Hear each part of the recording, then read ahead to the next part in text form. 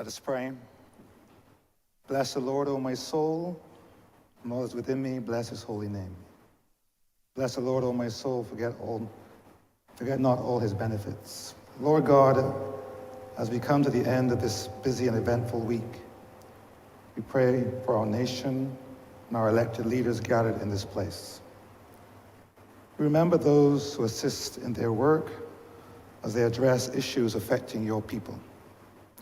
You have guided us through national and personal challenges in the past. Be with us today. You have blessed this nation in so many ways. Therefore, fill us all with the knowledge of your holy word, as it states, from everyone to whom much has been given, much will be required. Help us, Lord, to remember this. Amen. Say the Lord's Prayer. Our Father, who art in heaven, hallowed be thy name. Thy kingdom come. Thy will be done on earth as it is in heaven. Give us this day our daily bread, and forgive us our trespasses, as we forgive those that trespass against us. And lead us not into temptation, but deliver us from evil. For thine is the kingdom, the power, and the glory, forever and ever. Amen.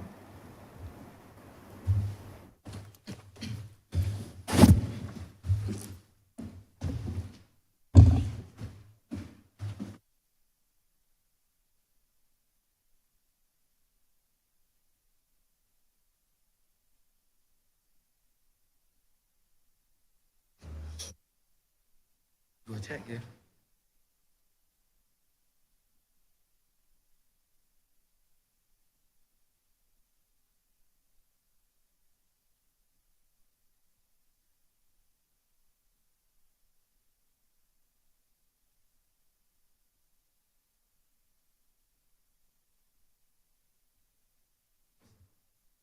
This House is in session. Minutes of the meeting held on Tuesday, June 27, 2023 to be confirmed. Honourable Leader, Government Business. Thank you, Mr. Speaker. I beg to move that the aforesaid minutes be confirmed. The question is that the aforementioned minutes be confirmed. All those honourable members in favor, please say aye. Those against, please say no. We think the ayes have it. The aforementioned minutes are hereby confirmed. Minutes of the meeting held on Tuesday, September 12, 2023 to be deferred. Mr. Speaker, I beg to move that the aforesaid minutes be deferred. The question is that the aforementioned minutes be deferred. All those honourable members in favor, please say aye. Those against, please say no. We think the ayes have it. The aforementioned minutes are hereby deferred.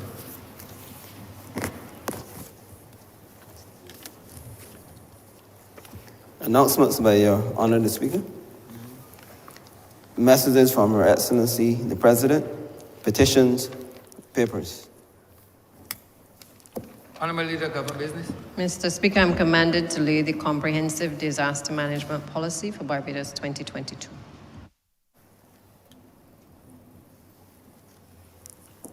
Government notices, private members' notices, notices of questions, reports from select committees, first readings of bills. Honourable Member for St. Philip North. Thank you, Mr. Speaker. I beg to move that the Human Transplant Bill of 2023 be read a first time. Secondly, please. The question is that the aforementioned bill be read a first time. All those honourable members in favour, please say aye. Those against, please say no. We think the ayes have it. Honourable Leader, Government Business. Thank you, Mr. Speaker. I beg to move the first reading of the Barbados Water Authority Amendment Bill 2023. The question is that the aforementioned bill be read a first time. All those honourable members in favour, please say aye. Those against, please say no. We think the ayes have it.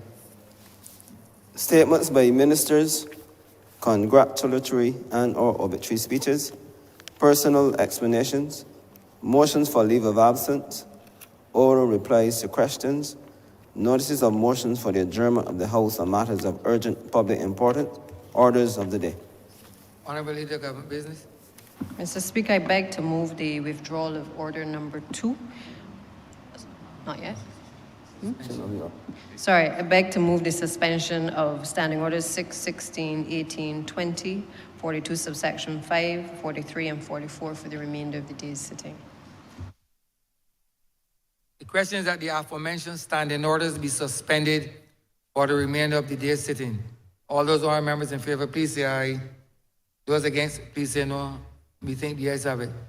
The aforementioned standing orders are hereby suspended for the remainder of the day's sitting. Public business.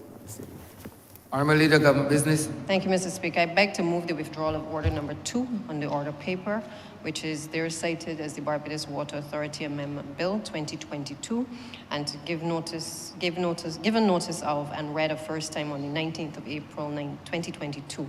This bill is being substituted by order number 11, which was earlier read a first time and cited as the Barbados Water Authority Amendment Bill 2023.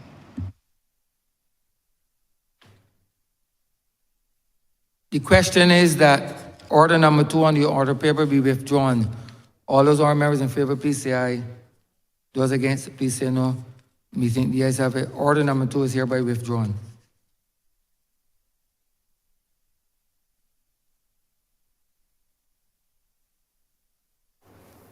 Order number 9, sir. In the name of the Honourable Minister of Housing, Lands and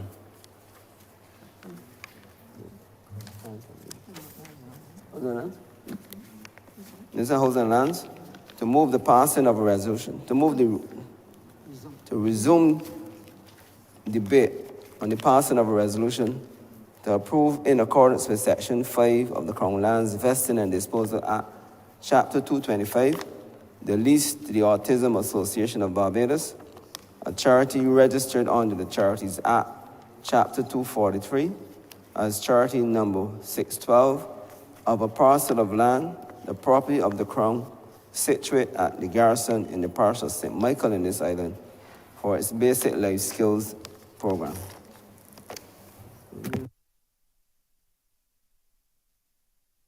Christchurch, East Central.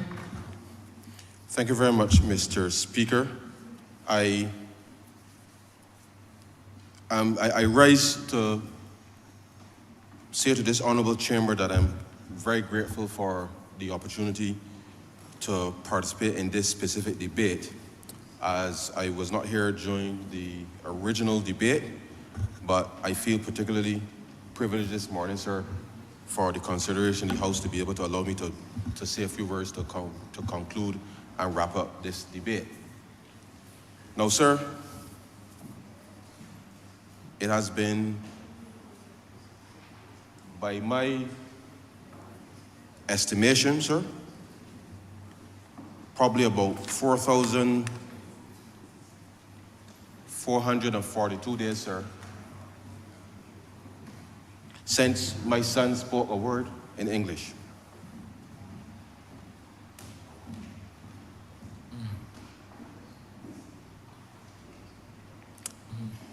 And as we reflect, sir, on the last 12 years, and just short of 12 years, 2 months, sir, the extraordinary journey that my family, sir, my wife, myself, the rest of the family, sir,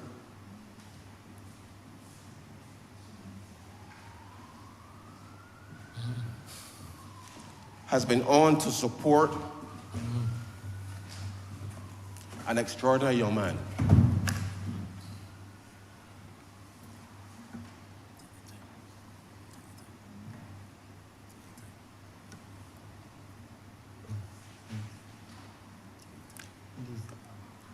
And as I stand here, sir,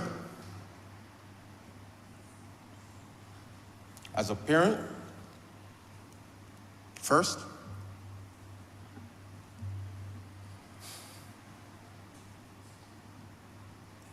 as a citizen, sir,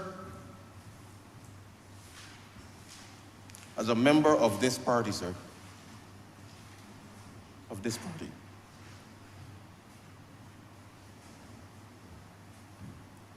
I'm extraordinarily proud to know that we have come to a place, sir, where we can give support to parents, sir, of children with autism in this country.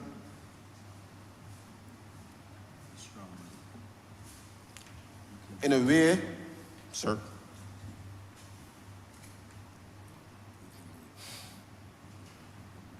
that is truly extraordinary.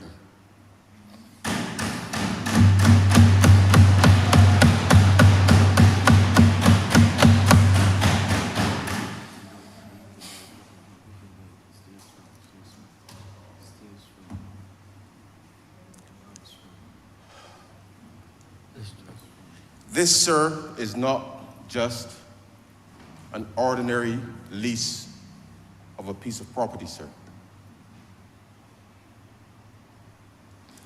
My son is going to be 15, sir, in November.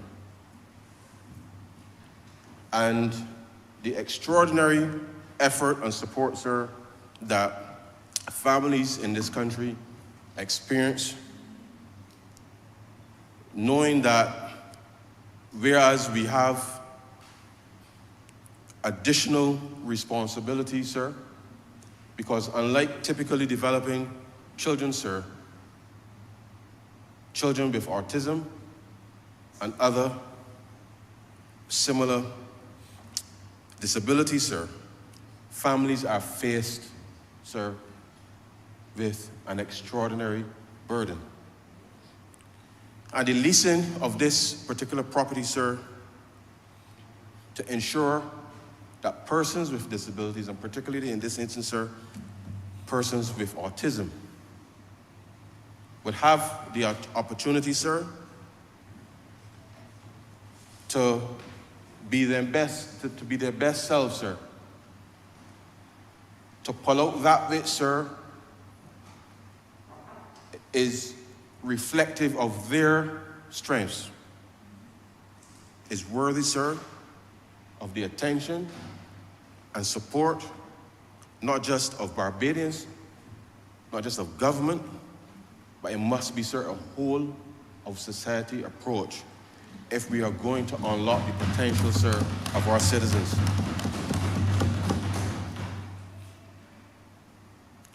I stand here as well, sir, a proud member of this government, because we have given a commitment, sir, not by talk, sir. It has been backed by action, sir, against extraordinary, difficult circumstances. Such that when we speak, sir, about responding to those among us, sir, who are most vulnerable, that people must understand that it is not only those with autism, sir, but this specific intervention, sir, is to allow for the type of support that as people move from childhood, sir, to adulthood, that there's a mechanism to support persons, sir, as they become adults, to contribute just like anybody else, sir, in this country, to being able to themselves and to give them an opportunity, sir, to feel as if they belong.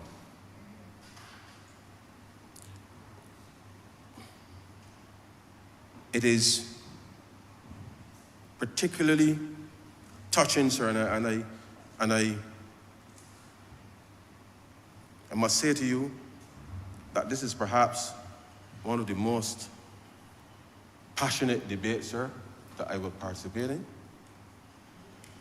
Because as a parent first, as I said, but as a minister seeking to create policy to ensure that those among us in this society, sir, that government at least can be able to provide an environment that allow these children and these adults, sir, to not feel as if they are either second-class or third-class citizens, but to belong, sir. And I know that whilst this specific intervention here today does not complete the journey, it goes a long way, sir, to signaling to the country that the government has the interest, sir, of every single Bajan at heart, and irrespective, sir, of the fiscal circumstances or the international circumstances, that we will adjust, sir, to make sure that we can accommodate as best we can, sir, all of the persons in this country to be able to fulfill, sir, their God-given potential.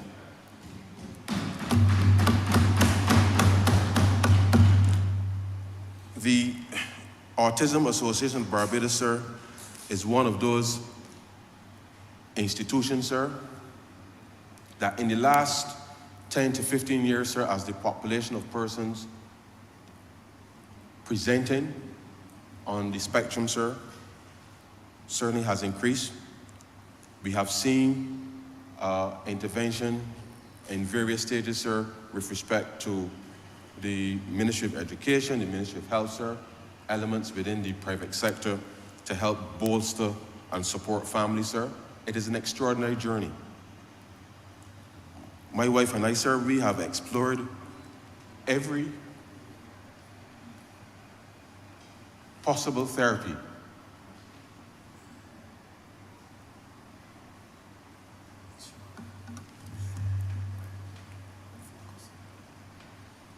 As has many families in this country, sir.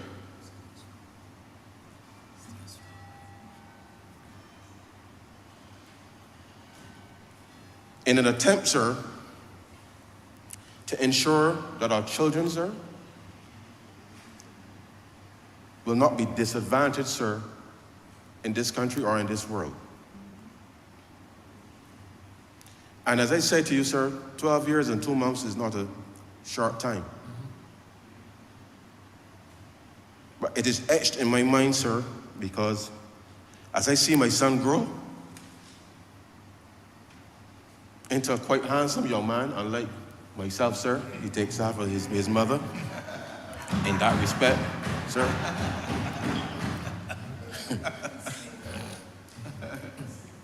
All of the challenges, sir, with respect to adolescence, sir, is there. And whilst I know my son is very cheeky at times, sir, there are times where you could not tell whether or not he is really autistic or not, because he is just as mischievous, sir, as any typically developing child, and most parents would tell you that about their children, sir. Some would say like me, sir. But you know that you must do whatever it takes, sir, which all parents looking after their children, sir, will do that which they believe, sir, is in the best interest of their children. And it's been an extraordinary journey, sir, because therapy after therapy, support after support, sir, I have seen my son grow, and most persons will tell you that they see their children grow, sir, and become very unique and distinct individuals, sir, that require a different level of focus and attention, sir, than typically developing children. That is not to say, sir, that typically developing children don't have their own skills and gifts as given what is considered normal, sir, in the society. But these children, sir, these young adults, they have their own gifts.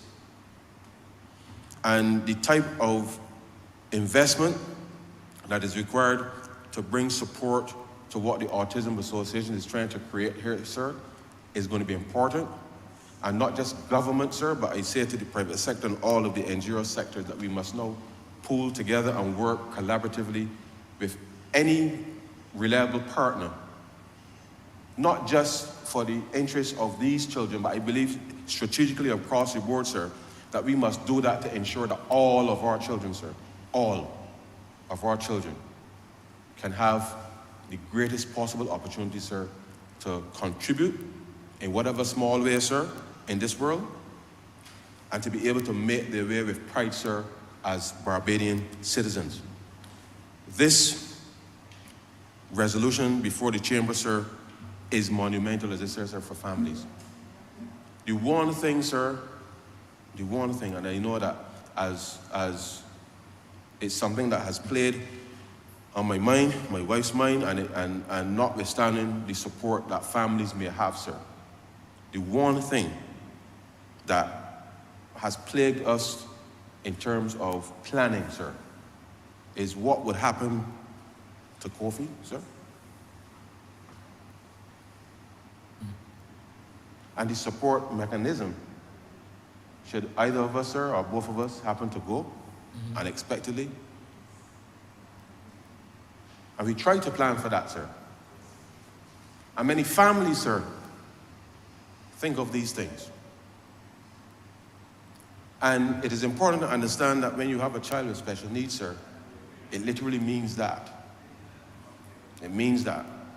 And the accommodations that are sometimes required are not over the top, sir.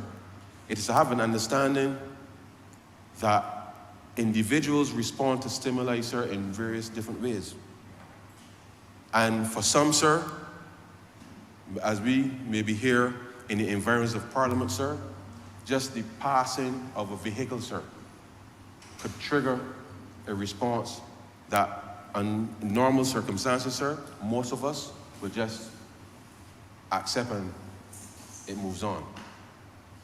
And calming persons down when these things happen requires you to understand how and what how the individual thinks, sir, and not be put off, sir, by either noises or reaction to things that all of us, sir, take for granted.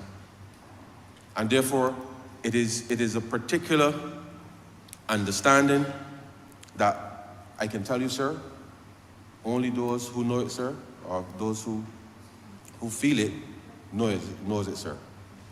It is, which is why we need as much as possible to have programs like these, sir, where parents, sir, can go and support each other. The caregivers involved in it, sir, can go and support each other.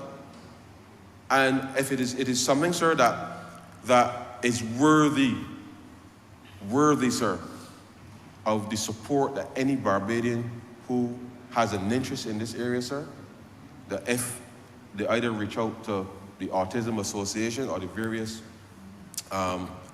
schools who do very good work in this area, sir.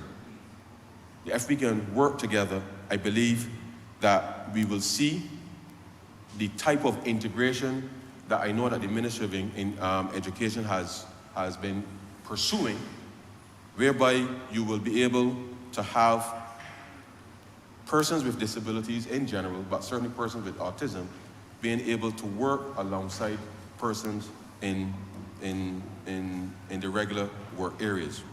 I raise this, sir, because my son, sir, attends a school called Lifelong Learning Center. And it is a school which is staffed, sir, by parents. Parents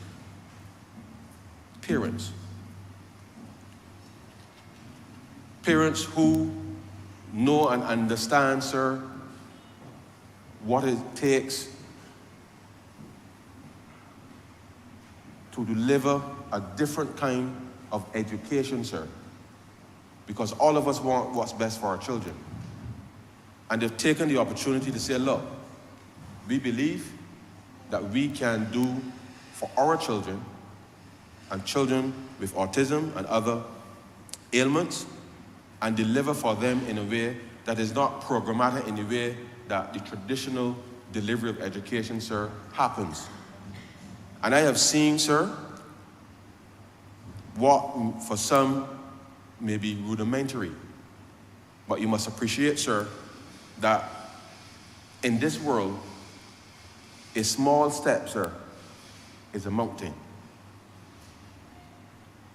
And taking those small steps consistently, sir, allows these children to reach a point, sir, where they may not be able to have a direct conversation with you, sir, because most of them, sir, cannot communicate, as I told you, sir. However, they are 100%, sir, aware as to what is happening in their surroundings. 100%. To the point, sir, that school, through its programming, sir, has very, very, very lofty ambitions for the students. And I'll mention one of them here, sir, because the school is an active member of the FEED program, which the Honourable Member for St. Philip South, sir, has started. The school has an agricultural plot of land in St. Philip. The students, sir, are doing the farming in the program, sir. As parents, sir, we purchase the produce, sir, as a means to give them the support to continue in that agriculture program, sir. And I can say to you, sir, that if nothing else, on Sundays, sir, when I cook, because I cook on Sundays, sir. I cook on Sundays. I cook for my family on Sundays. And when we get that grocery bag, sir, from the school, has beets, carrots, everything in it, sir. My son, sir, he peels all of the vegetables. I swear he's the best vegetable peeler in the world, sir. He is. And I say that because the type of skills that we take for granted, sir, as regular adults and citizens, as I told you, sir, a step is a mountain. And they have the intention, sir, of opening a mini-mart, sir, which will be housed and staffed by the site students. And they are developing the skills internally, sir, to allow these young adults. My son is the youngest of the lot. As I said, he'll be 15 in a few weeks. He's the youngest, sir. To be able to open up a mini-mart, sir, that will be staffed and managed by the students. And I want, sir, to encourage Barbadians to patronize. Because the monies and the proceeds from that specific activity, sir, would allow those children, sir, as this specific lease of the lot at the garrison is intended to do, sir, is to give these persons an opportunity, sir, and a space that is safe, sir, safe, and allow them to take a measure of pride, sir, in knowing that, one, they can grow their own food, sir. Two, they prepare meals, sir. The only thing is that I try to get my son to eat the vegetables, but he won't eat them, but we're working on that, sir. But be able to prepare the meals, sir, run a business, sir, which is something that we would love most people to do. But I'm asking Barbadians, sir, that when this project comes to fruition, let us give the support to these children, these young adults, sir, because this is how, as a country, sir, we can truly support those among us who are the most vulnerable. So as the Autism Association, sir, builds out the broader program, sir, of life skills. And as I said, sir, my son is fixated with technology as well. He's fixated with technology. And I would love to see him pursue that. And we want to see this type of thing happening, sir, right across the board. And as I said, sir, each child has its own strength. And therefore, the programs being contemplated here is to give them a base, sir, upon which they can use with confidence in order to pursue whatever talents they may have, sir. And that as a country, sir, in whatever small way that we can contribute to this endeavor, I ask Barbadians to do so, because it is the one thing, sir, that is well within our power to do, that irrespective, sir, of whatever happens externally, whatever may happen, sir, at a national level, sir, we have a responsibility, sir, as a society, to make sure that we can support those among us, sir, who cannot otherwise support themselves. But I want to say to Barbadians as well, sir, that as we do this to allow not just autistic children, but persons with special needs, sir, to give them a safe space that they can run a business, sir, that it can serve as an example, sir, for those among us who are considered to be normal, sir. The motivation, sir, that they too, sir, in spite of life's challenges, in spite of whatever may confront you, sir, that we must always dust off ourselves, sir, and get up and go again, sir, to make sure that we can provide for our families in a way that we know, sir, our parents, our grandparents, sir, were able to do for us in times that were less than prosperous, sir, than where we are today. And therefore, we must do that for these young children, because I believe, sir, that how, not just government, but the society, sir, how the society supports the most vulnerable is really a true testament, sir, to the character, sir, of the nation. Let me, sir, make a few comments here in relation to some matters relating, because I know some members had raised some issues in relation to concessions. And I must reiterate here, sir, that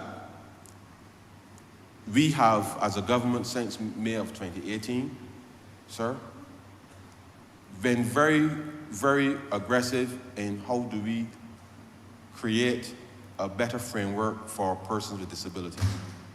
The Honourable Member for St. James North, sir, has been, I don't think anybody in Barbados, sorry, let me put it this way. If there's anybody in Barbados, sir, that don't know the member for St. James North, particularly on the matter of speaking on behalf of persons with disabilities, sir, I don't know where they have been for the last 5 years. But certainly, and I know that before that he was, but this government, sir, has been very conscious on a number of these matters in relation to persons with disabilities. I believe in a previous debate, sir, I made reference to the fact that when we came into office, sir, there were instances where persons who applied to the Ministry of Finance were denied, sir, concessions in relation to matters of mobility. Since June of 2018, sir, we have been granting and approving, sir, concessions in relation to wheelchair adapted vehicles, sir. Let me explain, sir. As you know, these days, there may be persons with varying ailments, sir, who some do not have any mobility at all, sir, on their own, and they need to be transported. There are vehicles, sir, that are adapted specifically, sir, for those persons to ride in the back, sir, in their wheelchair.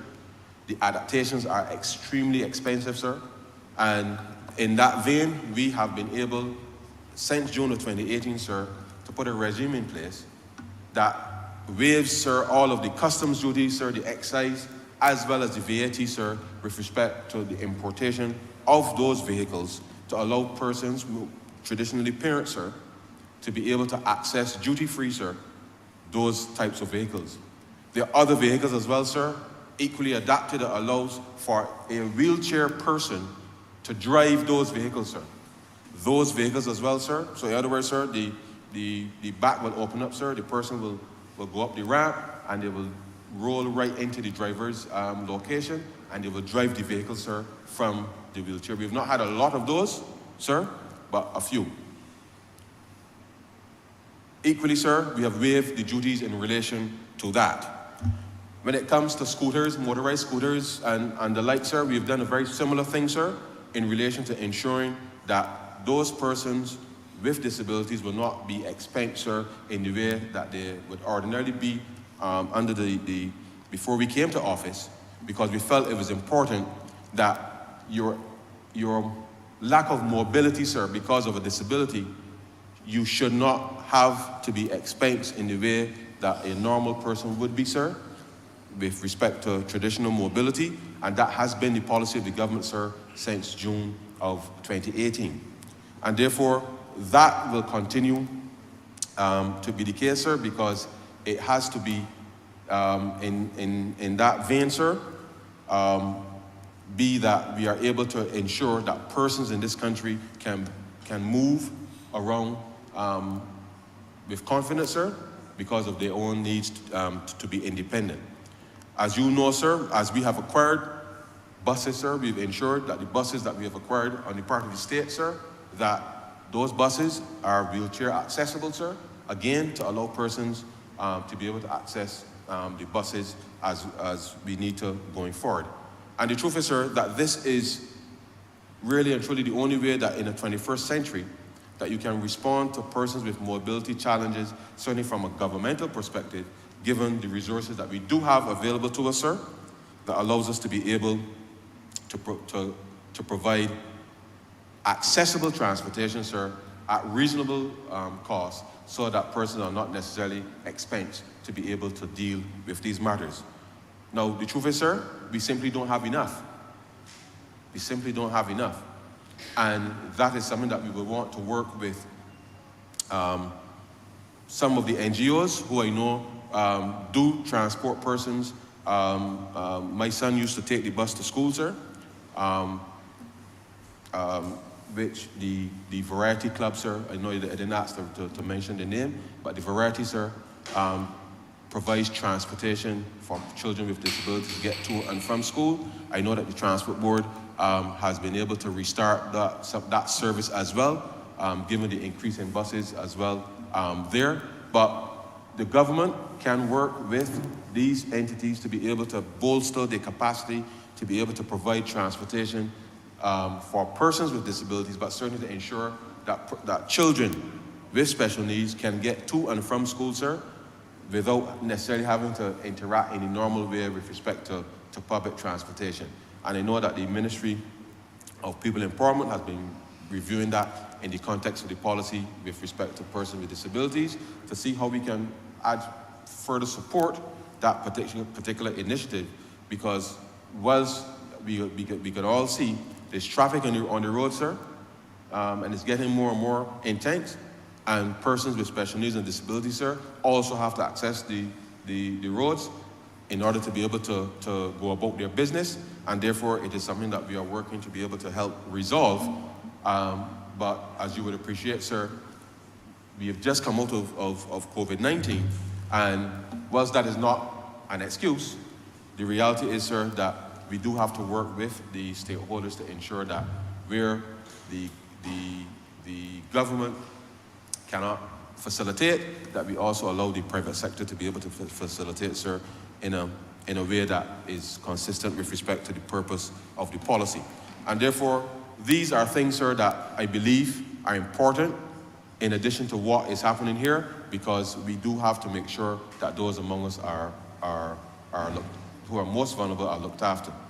Let me also say, sir, that one of the things that we definitely, as a government, have been reviewing in relation to this, because as you know, sir, that under the national insurance regulations, there are only 2 or 3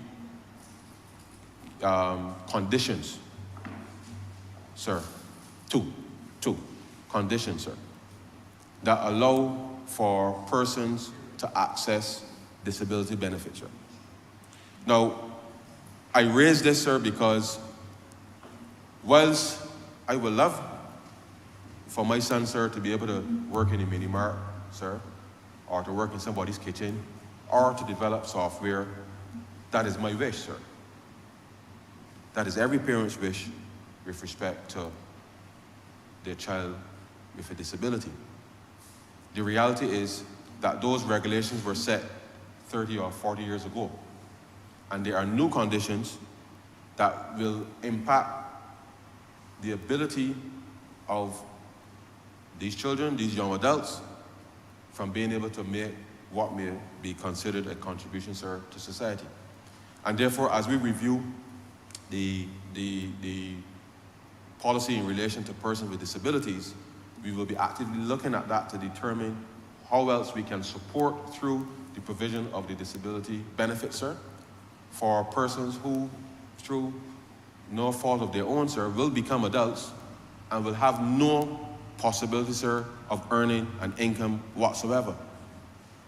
And therefore, as the government, sir, looking at the responsibility of how you provide, sir, for the state, through the state, sir, and through our institutions, this is an area that we will actively review, sir.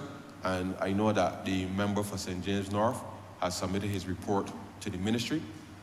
And as we currently don't know in terms of the national insurance, sir, that to make sure that we ensure that additional conditions, sir, that will prevent people from working, sir, that they too can get a set of money, sir, that the truth is really their own. And as every adult, sir, wants to know that they can have something that they can spend some money on. And it really would help, obviously, families, sir, because as I told you, sir, therapy or the suite of therapy, sir, for families is an expensive one. Not everybody, sir, can afford to do it. The government, through the Ministry of Education and Health, sir, have tried to make sure that they can support it, but it's simply, sir, the sheer numbers isn't enough. And therefore, we must do more in order to ensure that we can cater to the specific needs of families in relation to being able to provide the best possible care. And I know, sir, that for some, it may seem it does not connect, but let me share this with you, sir, because I believe I would have made mention of this before in this chamber. For a typically developing child, sir, you can just take them to the dentist. And a dentist appointment will take 45 minutes to clean your teeth, sir, and you're off you go. Every time I take my son to the dentist, sir, we have to get an anesthesiologist. And it turns into a 3-hour, because you have to put him down, sir. The dentist cleans his teeth, and then it takes 2 hours for the medication to wear off, sir. It is, and it's an expense, of course. So you must appreciate that for persons with special needs, simple dental care, which is important to health, sir, is even more important given their conditions, depending on what it is, sir. And therefore, you must appreciate that for parents, you really should not have to choose between dental care versus some other expense. And therefore, I know that the Ministry of Health has been given additional resources to be able to ensure that the dental health program for children, especially children with special needs, is improved. But for parents, sir, I want people to understand that this thing is extremely complicated and is not a normal set of circumstances. And therefore, a government who is, as the Prime Minister will say, sir, seeing people, hearing people and feeling people, sir, would ensure that we can do what we can, sir, to help families with persons with disabilities, and particularly those on the autism spectrum, sir, to be able to contain some of those expenditures, because it is not, sir, it is not an easy road. And as parents want to do right by their children, sir, not everyone has the wherewithal, sir, to be able to provide the kind of support on their own. And that is why entities like the Autism Association and others, sir, are able to help with getting donations, sir, and helping through their networks to be able to support families, sir, to be able to access therapy, not just here in Barbados, but outside of Barbados as well. And it is not cheap by any stretch of the imagination, sir, but these are the things that families with autistic children go through.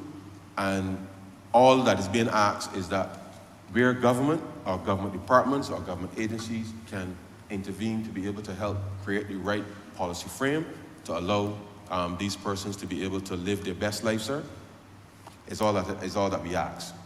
Because it is our responsibility, not just as government, but I think as responsible citizens, to ensure that we can do right by our people. Now, sir, this, as I said, it's not a regular lease. I really want to thank the Minister of Housing, because this has been on the cards for some time. And they will nudge him and say, Minister, we need to get this done, we need to get this done, we need to get this done. Because the sooner we can get the building retrofitted, the sooner the programs can start, the sooner that parents like myself, sir, will feel just a little more comfortable, sir. That if the worst happens, there will be a facility.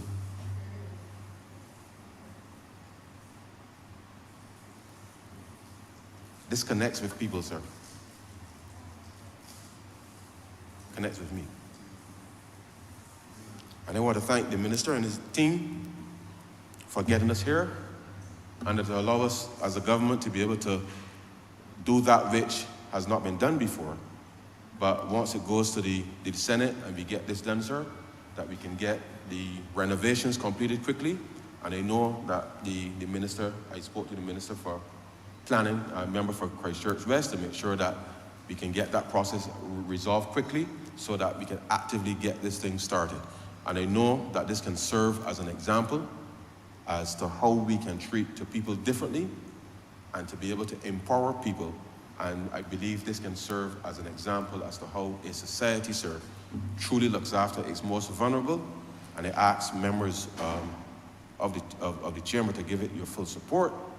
Members of the community, give it your full support, because this, sir, is important to the lives of ordinary people. I'm obliged to you, sir.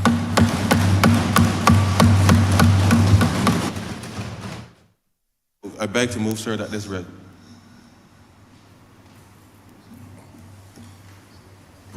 Honourable Member for City of Bridgetown. Thank you very much, Mr. Speaker. It gives me great honor and privilege to speak on this resolution today quickly. About supporting this resolution, sir, I have a few words. The State Lands Vesting and Disposal Act, to vest a parcel of land to the Autism Association. I want to acknowledge from the get-go that this resolution is not just about vesting land. This resolution is not just about leasing land. This resolution is about how this government treats to the least among us, treats to all among us. And that is why it is important, I believe, as an elected member of this chamber, that I say a few words on this resolution. I want this House and Barbados to know, sir, that this government is committed to all of its citizens, and it is committed to the disabled ones in a very special way. And why do I say this, sir? Do I say this because as I attended many of the panel discussions led by Chairman Hinkson all across this country, to be able to sit, to be able to listen, to be able to feel, to be able to hear the disabled members of this community say to me directly, to my face, to my ears, and within my eyes, sir, that they are feeling a change and an improvement in the way they feel treated in this country, that they feel a sense of pride to know that their government is they're taking their issues seriously. At the same time, sir, they admitted that there are still areas of concern and there is still room for improvement. Now, some of the members in the chamber spoke about accessibility and fully accessible Barbados. What some of these members, caregivers, and parents of the disabled, however, raised with me, sir, is the fact that they do not want us to believe that the disabled community only wants a fully accessible Barbados through access to roads in the city and across Barbados, or access to school, or access to health care. But they want us to consider the fact that they want access to recreation as well. One parent asks, and I quote, "Why can't my daughter go on an Atlantic submarine tour? Why can't my daughter be able to do the things that her peers, her colleagues, her counterparts are able to do?" I think that this resolution takes another step in that direction, where the government is signaling to all and sundry that we will do all in our power to ensure that there is a fully accessible Barbados with equity and equality for all. I remember the words of the former president in another place, a disabled champion she has been for many years, speaking to the fact that this period, this time, is one that she can underscore as one of the greatest times where the disabled movement have seen many steps and many improvements. And that brought joy to my ears and to my soul. Mr. Speaker, sir, as I move on, the other thing that must be underscored is the fact that this resolution brings not only property and shelter and a place to call home for this association, but it brings them the opportunity to develop basic life skills with their life skills program. So we must put that box there, and we must put a tick there. And we must understand the importance of having such programs in this country for the disabled. For me, sir, this is a holistic approach to a very serious matter. This approach looks at an infrastructure program, housing, building, reintegration, skills, to a non-governmental organization. And that is why I say it is holistic, because again, the government is signaling its support for non-governmental organizations, understanding that government cannot do it alone. We are all stakeholders in this Republic of Barbados. It is not about the 30 of us in here alone. It is not about the ministries that we had for the period of time we had them. It is about all Barbadians, all individuals, all communities, all NGOs, all third sector, playing their part, pulling their weight in this country that is theirs. One thing I know as a person who have managed a number of NGOs over the years is that it is a very difficult feat without the support of government. It is a very difficult feat, sir. Mr. Speaker, operations are difficult. Funding is difficult. Understanding, putting your governance in order so that when due diligence is done with the high skepticism around this particular sector is difficult. Not impossible, but difficult. I want all Barbadians listening to understand the connection between this resolution and them. Because you may not be disabled today, but one slip and there goes you. You may not be disabled, but I am sure that you have family, friends, and members of the community who is disabled. A lot of times when we're speaking here, I get the sense that a lot of citizens are disconnected with why we are doing what we are doing. And I want them to understand that it is important to pay attention, because this government is doing so many positive things to move us in the right direction. And if they are not aware, they cannot take full advantage. So I am talking to the whole of Barbados, and particularly to my constituents in the city of Bridgetown, to pay attention. All of you who have disabled family, friends, community members, take full advantage of the fact that government is moving in the right direction to ensure that we have all of our ducks lined up to ensure the quality of life for disabled persons in Barbados, people living with disability. Mr. Speaker, sir, I believe that I too have a responsibility on my feet in this chamber to speak to all citizens at all times, through you, sir. And the fact of the matter is, the word or phrase CSR is usually associated with corporate social responsibility. So I am calling out all the corporate entities now to join with the government as we continue, sir, to look after the people in this country. The CSR, I have phrased it as well, to be citizen social responsibility. I am asking all citizens to donate and to give your time, talent, and treasure to this country as well. Your time, you can donate. Everybody has equal time. Everybody, no matter how rich, how poor, how stuck up, or how humble, you have 24 hours. Donate your time to an organization like those serving the disabled in this country. Donate your talent. Each of us have a talent.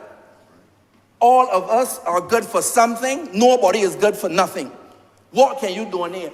Do you have accounting skills? Do you have organization skills? Do you have planning skills? Donate your talent to the disabled in this country, sir. Donate it.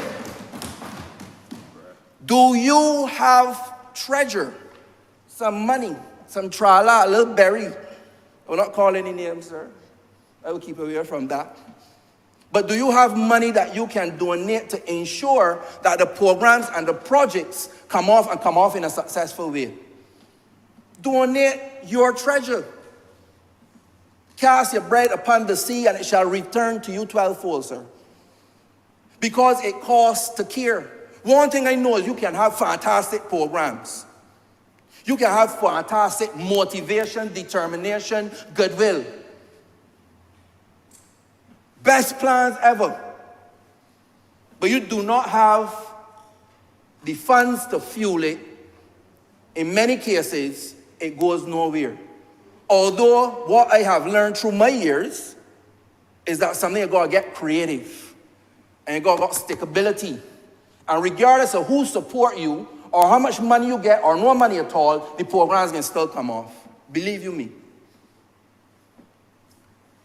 I will close, sir, this part of the debate with these words. One of the things I believe that we have to understand as an inclusive society, regardless of the sector of society, is that the measure of any society is how you treat the least among you. That is from the good book called the Bible, sir. I quote, no need to make it a document of the house. A lot of stigma and judgment and discrimination exists through mankind, through time. And what I have learned through history and reading is that at the root of it, in every instance, is something called the greatest disease: ignorance. Ignorance, not understanding, whether it is to do with stigma on black people, cholera, cancer, COVID, disabled, HIV, AIDS. At the root of it, sir, is ignorance. So I ask all Barbadians to take the devices we have in our hands 23 hours a day and to do some research to understand the issues of the disabled, understand the concerns, so that we can do better by them. That is how we make it a better society. That is how we make it a more inclusive society, sir. And I want to close in the words I listen to very often. And it is, say this morning I woke up and I looked into the mirror and every part of my body was in place. Many people died and never saw this day. So another day I live, I appreciate. Don't ever want to act too high or mighty, because tomorrow I could fall down on my face. So in everything, Lord, I give you praise, and that puts a smile on my face. Lord, I thank you for sunshine. Lord, I thank you for rain. Lord, I thank you for joy. Lord, I thank you for pain. And I thank you for the opportunity to contribute to this resolution. Mr. Speaker, sir, I am obliged.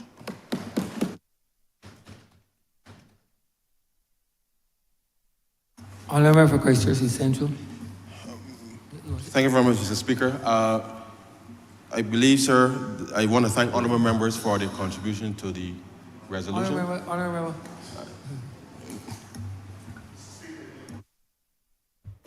Speaker, beg no, this resolution do not pass. The question is that this resolution do not pass. All of the honourable members in favour, please say aye. Those against, please say no. We think the ayes have it. This resolution stands passed.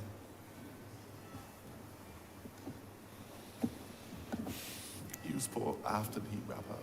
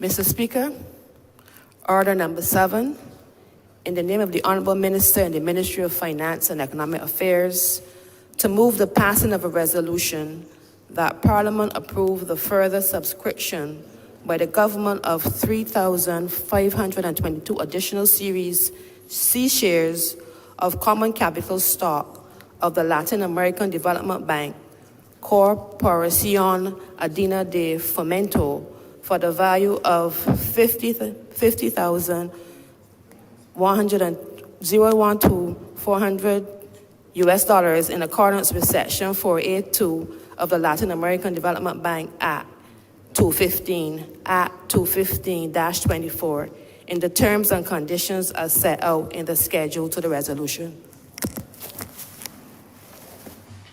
Honourable for Christchurch East Central. Thank you so very much, Mr. Speaker. This resolution before the chamber is important in that it allows the government of Barbados, as we pursue, sir, our very strong climate-focused agenda, to be able to increase our capital and our investment, sir, in what is now called the Development Bank for Latin America and the Caribbean, otherwise known, sir, as CAF, which will be part, sir, of our strategic partnership that we've undertaken, sir, with not just CAF, but a range of multilateral development banks, sir, as we seek to scale up the financing that's been made available under the Resilience and Sustainability Fund. Let me just remind the chamber, sir, that when the government of Barbados last year, sir, entered into a second Extended Fund Facility Program, which is supported by the International Monetary Fund. We also simultaneously, sir, entered into the support, or was able to access support from the Resilience and Sustainability Trust, which is intended, sir, to be able to provide long-term financing to be able to assist countries like Barbados that are climate vulnerable, be able to respond, sir, to the challenges in relation to meeting the climate agenda. Since then, sir, we have been working with the multilateral development banks that have supported Barbados during the first fund program, but equally, sir, with respect to the attainment, sir, with respect to all of the targets under the Barbados Economic Recovery and Transformation Program, and therefore working with all of the multilateral development banks to ensure that Barbados can develop a climate action plan which is supported by multilateral development banks in order to unlock and scale up the resources that have been placed at the disposal of the government through the RST, sir, as administered by the International Monetary Fund. Why is this important, sir? Because in the past, sir, in a way, multilateral development banks saw themselves, sir, as competing for the business of countries, sir. And therefore, in crafting this specific framework, we've said to all of the multilaterals, Barbados has one climate policy, sir. And in having one climate policy, it means that we must be coherent with respect to the execution and implementation of that policy. And as a result, sir, come up with a framework that allows us to collaborate rather than each multilateral development bank wanting a different set of prior actions and priorities and these types of things to facilitate. And therefore, we believe that this is a much more constructive way of being able to helping Barbados to respond to the climate challenges.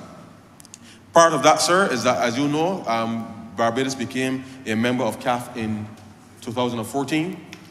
At that time, we acquired the same number of shares that we are seeking to increase today as included in the resolution.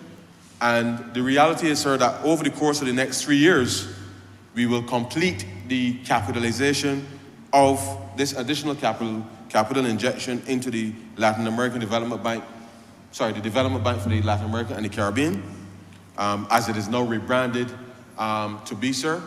And therefore, it is important that Barbadians understand that a number of the roads actually being done in the country now are actually currently financed by a swap, which was done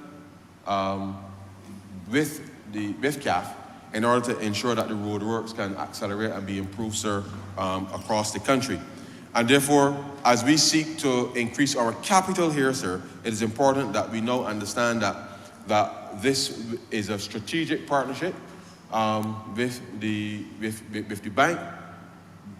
They bring considerable expertise, sir, in relation to water and specializing in utilities, sir, across Latin America. I don't have to remind Barbadians, sir, that having just had the water restrictions lifted at the end of August, that not just resources, but certainly technical assistance in order to ensure that we can have implemented, sir, and supported comprehensive water management framework, that it is important that we have access, sir, to all of the necessary expertise in terms of water engineering and all of those technical things available to the country, sir, to help us to be able to ensure that every drop of water, sir, that we could possibly harvest, conserve, sir, within the context of what we're doing in Barbados, that we can manage our water resources in a significant way. And CAF has committed, sir, to working with the Barbados Water Authority and all of the stakeholders to see how they can leverage the expertise that they have built up in delivering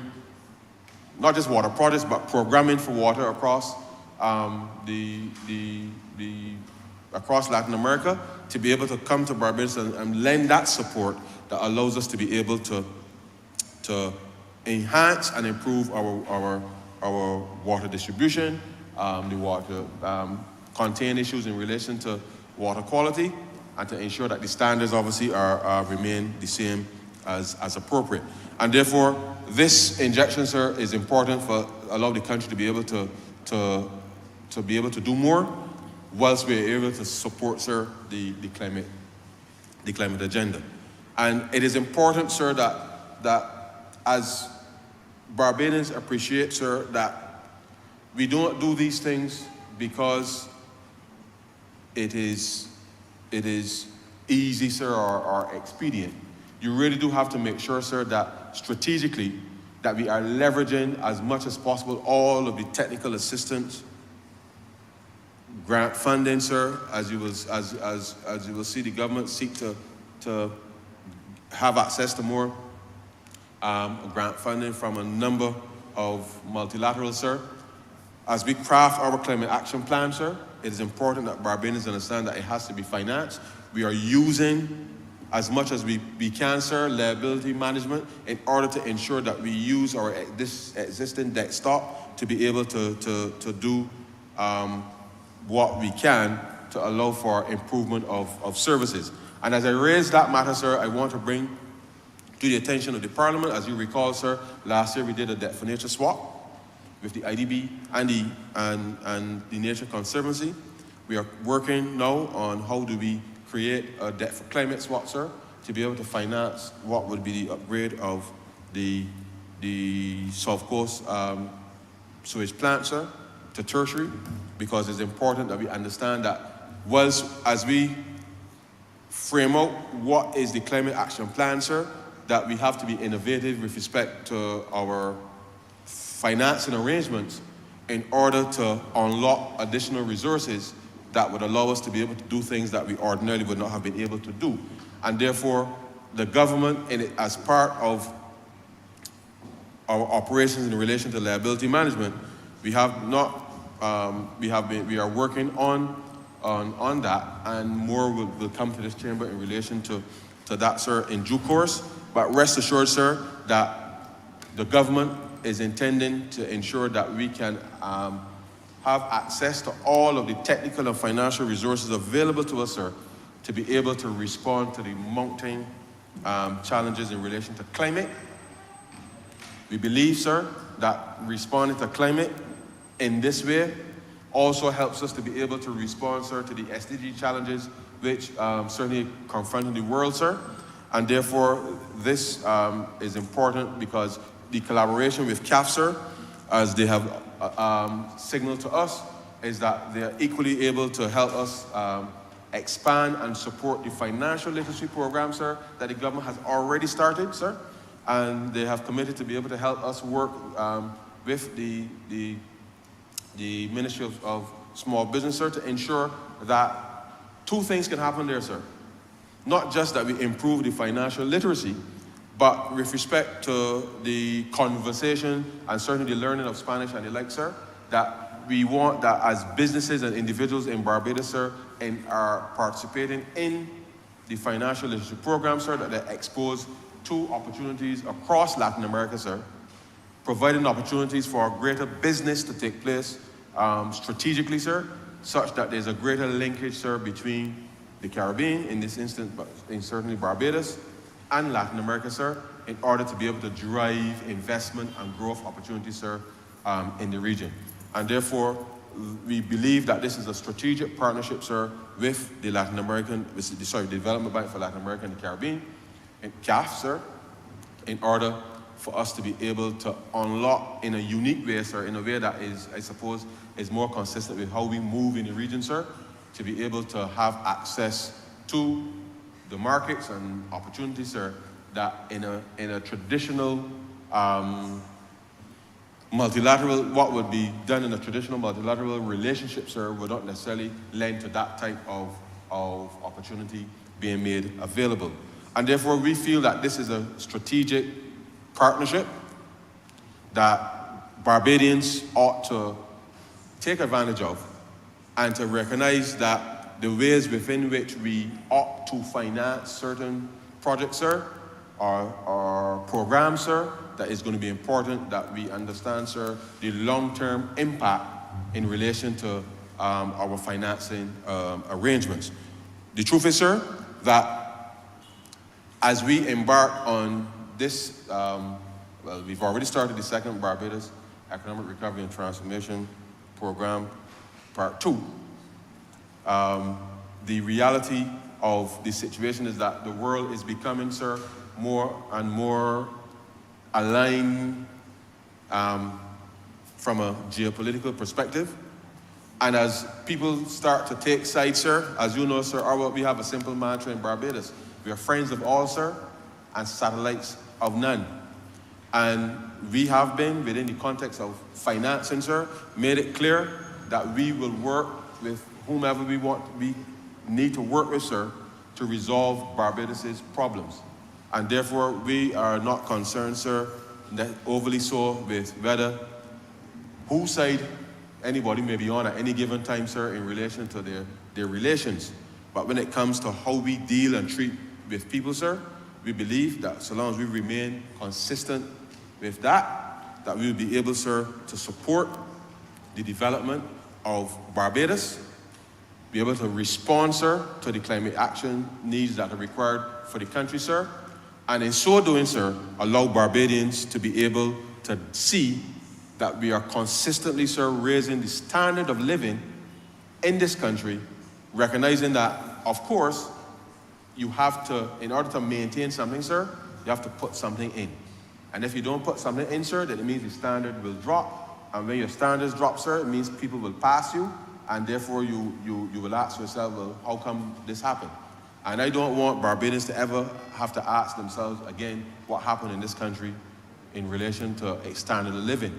And therefore it is important to realize that the government has to make decisions in relation to matters of finance, sir, and therefore once those decisions are taken, recognizing that they are taken in the best interest of the country and that these relationships, sir, are important. So I want to just say through you, sir, to Barbadians, just to respond to matters of financing, sir, and development, sir, and how we need to ensure that we understand that how and when decisions are taken, sir, that it is important that we understand the context within which those decisions were taken, so that when you see things pop up, sir, in reports or in the newspaper, sir, that it is clearly understood.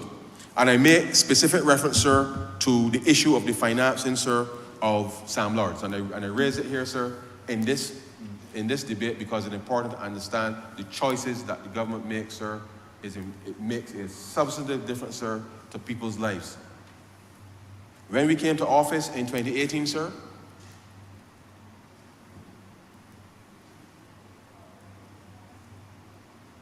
you would recall, because people forget sometimes, you know, as things happen so quickly and so much has happened, people may not immediately recall. You would recall, sir, that in 2018, the estimates was passed earlier than normal because of the date for which Parliament, sir, dissolved. And in those estimates, sir, you would see that that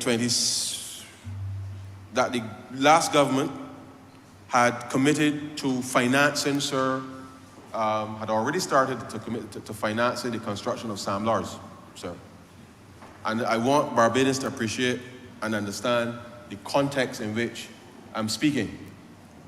You would recall, sir, as would I, as with every single Barbadian, sir, that in 2018, the country literally had no garbage trucks to speak of, sir, no transport board buses, sir, to speak of. As a matter of fact, sir, there were videos of buses catching a fire, the chassis breaking off in fields.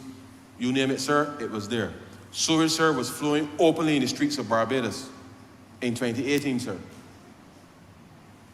The government had imposed tuition fees on students at the university, sir. That was the context in which we were operating, sir, in this country. Literally, sir, the standard of living of Barbadians, sir, had diminished. But the last government, sir, had committed on budget, sir, to finance the construction of a luxury resort. Whilst all of these things were happening, sir, the government had committed on budget to finance the construction of Sam Lords. You would recall, sir, we identified clearly that we had a mission-critical agenda that needed to respond, sir, to the needs of Barbadians, sir, to the needs of Barbadians. And we went to the public and said, this is the mission-critical agenda that was required to save Barbados. Needless to say, sir, the people of Barbados accepted our proposition of the mission-critical agenda, sir, and they voted for the Barbados Labour Party, sir, to administer the government of this country. Part of the decision-making, sir, as to how we were going to buy garbage trucks, sir, to collect people's garbage, sir, to stop women in this country from having to keep food in the fridge for 3 and 4 weeks and 5 weeks at a time, sir, to purchase buses, sir, to allow school children to get to school, to allow people to get to work on time, sir, just to allow normalcy to resume, sir, we had to make decisions, sir. In order to fix the sewage that was flowing openly on the South Coast for 3 years, sir, the government had to make decisions about what and how it was going to finance, sir. And I could go on and on about all the things that were wrong in 2018, sir.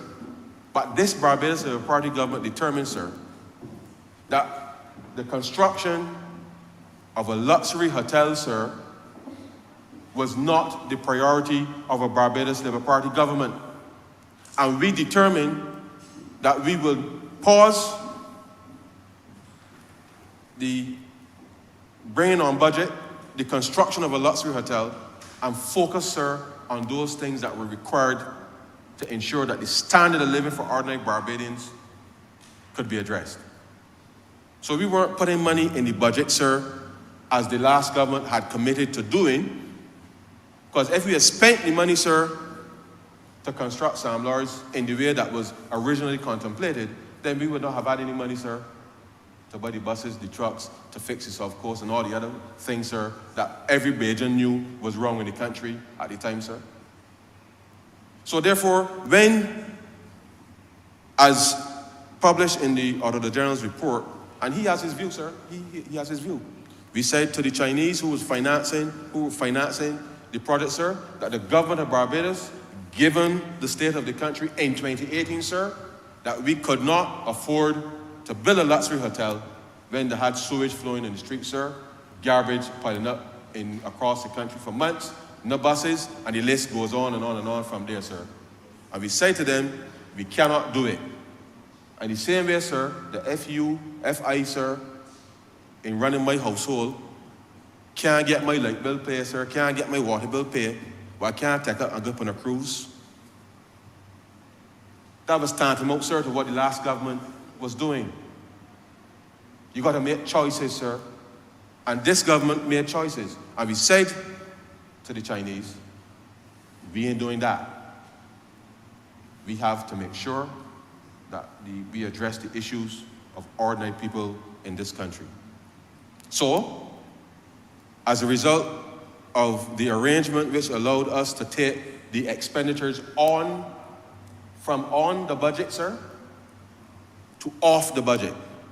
Meaning, the Chinese Exim Bank, sir, will deal with the construction. And bear in mind, sir, yes, the last government took out a loan to construct the facility. And as you draw down, you would put it on budget, sir, and you would expend. But you know what I would have done, sir? That meant that we could not buy the things that we needed to buy, sir, to make sure that your constituents and mine, sir, that people will know that they got a truck coming out there Monday, Tuesday, whenever it is your collection, sir, to be able to get that garbage collected in the country. So, we said to the Chinese Exim Bank, we are not pursuing this in the way that it was previously contemplated. They agreed, sir, to put in the counterparty funds for the government, you understand? And therefore, taking the project off budget, it meant that we were able to do the things, sir, that were outlined in our mission-critical agenda for the citizens of this country, sir. Now, the Auditor General, sir, in his report, states, yes, it's not even giving the appearance. someone clearly not understanding what took place may seem to think, well, money missing or something. I want to say to Barbadians, let us be clear here. Any Barbadian now could get on the San Lawrence Castle bus. I don't know which number route it is. Could get on the San Lawrence Castle bus. And when they go up there, sir, you know what they can see up there? They can see a completed hotel. This is not Four Seasons, sir, or any of the other machinations that the previous government got involved with. If you go up there now, sir, you will see a hotel completed. The reason, sir, and that I raised that is important to understand, because there are people walking about masquerading saying that all governments are the same and the two are the same. We are not, sir. We are not. We are not. We said we needed to respond to the mission critical agenda, and we set about doing that, and Barbadians, in seeing us respond to the mission critical agenda, can appreciate the message. So here's what happened, sir. Up until the point that we said we were no longer going to take the construction of Sam Lawrence on the government's budget, sir, in simple terms, the Treasury had under something called asset under construction, the money that had been expended already, sir, in relation to the project. So if you're building a school, sir, there's something that says you're building an asset, and every time you spend some money, sir, you account for it in that way. The difference between what we have on the books now in terms of assets, sir, vis-a-vis what was spent subsequently, and the difference is that the Chinese Exim Bank, sir, took on the expenditure and the completion of that, sir, of that asset, because the government, this Barbados Third Party government, determined that it was not going to pursue the financing in the way that was contemplated by the last administration. Now, it must be made clear, sir, that the government of Barbados intends to sell the Sam Lawrence Castle, sir, at the earliest opportunity, sir, to be able to rid ourselves, sir, of that liability which was there. Because it behoves me, sir, to think that at a time in this country when the standard of living, sir, for the ordinary citizen was where it was, that any government, sir, could contemplate that it was going to build a luxury hotel when people couldn't even get basic transport, sir, basic sanitation, sewage flowing in the streets, sir. It is mind-boggling, the decision-making. But we took a different decision, sir. I stand by the decision, sir. There's no money missing, sir, from the account or anything, sir. The Chinese take the money and they spend it up there, sir. During COVID, sir, the construction continued. The people in St. Philip could see it, all in Ruby, and all of that, sir, they can see the hotel. And therefore, what is highlighted, sir, in the Auditor General's report is just a matter of how he interprets the things should be accounted for versus what we determined what was important for us to spend taxpayers' money on, sir. And therefore, whilst he's entitled to his professional accounting view in relation to the treatment of the transaction, sir, this government could not allow those expenditures to come on the budget, sir, which would have prevented us, sir, from doing the things on the mission critical agenda, but equally, sir, allowing us to be able to take up space in the budget, sir, when we had to respond to COVID-19. So it was on budget, sir, and we had an arrangement that took it off. Once it went off budget, sir, meaning financed by the Chinese Exim Bank, sir, through the BTI, it meant that every year that we came to this parliament, sir, there would have been no monies voted for Sam Lawrence, because it meant if we voted monies for Sam Lawrence, sir, it meant that it would have had less money to be able to give all the other ministries in here, sir, to be able to pursue the program, sir, that we had to pursue. And certainly in COVID-19, sir, it would be hard for us to explain to people, sir, that in the midst of a pandemic that we financing the construction of a luxury hotel. It just don't make sense, sir. Having said that, sir, we did find a solution with the Chinese because we paused the project, sir. We did find a solution. The construction resumed in around the middle of 2019 after a lot of back and forth, sir. and people in Barbados can see the completion of the hotel up at Sam Lars, sir. Nobody ain't got to imagine, sir, ain't got to imagine any season, sir. You could go up there, you see it. Any season. Pick one season, sir, of the 4, you could go up there and you can see it. If you go down Black Rock now, sir, all you have is pure imagination of what should have been. So when people get in this country trying to make it seem like the Barbados, the party that have got money missing or something is untoward, sir, I want them to check themselves, sir, because we have made decisions in the best interest of this country. Our intent, once the hotel opens, sir, as a matter of fact, Barbadians know I think just about 1,000 Bajans will start working at there pretty soon. I know they got the soft opening, sir, and the like. The reality is that we found an arrangement that worked where the hotel is now constructed. It allowed us to be able to, under the program, and we said to the fund and everybody, this is what we're doing, because we will not, sir, allow this thing to be an albatross around the neck of the government in order to respond to the things that were burning and pressing in this country in 2018, sir. And that decision, sir, I stand by, this government stands by, sir, because we believe that that decision, sir, was in the best interest of Barbadians to allow us to be able to do what we had to do. And therefore, I don't say that, sir, with any bravado or anything, but I want people to understand that you've got to make choices, sir, in life. My grandmother, sir, I told you many, many times, my grandmother is the best economist I know. And my grandmother would have made that decision because there's no way, sir, no way that with sewage flowing in the streets, sir, garbage piling up across the country, people can't get school on time, can't get home on time, you name it, sir, everything was wrong with this country. And you could take up money, sir, to build a luxury hotel. That can make sense, sir, to anybody. That it certainly makes sense to my grandmother, sir. And if it don't make sense to my grandmother, sir, it don't make sense to me. And therefore, I stand, sir, by that decision. And who want to say what they want to say about it, sir, that is their professional opinion. But this government, sir, serves the best interests of Barbadians in that respect, sir. Now, sir, there's a lot that could be said, but I don't want to prolong the debate or the chamber anymore. But I say to Barbadians, look, I know that we've gone through a hard time, sir, especially with COVID.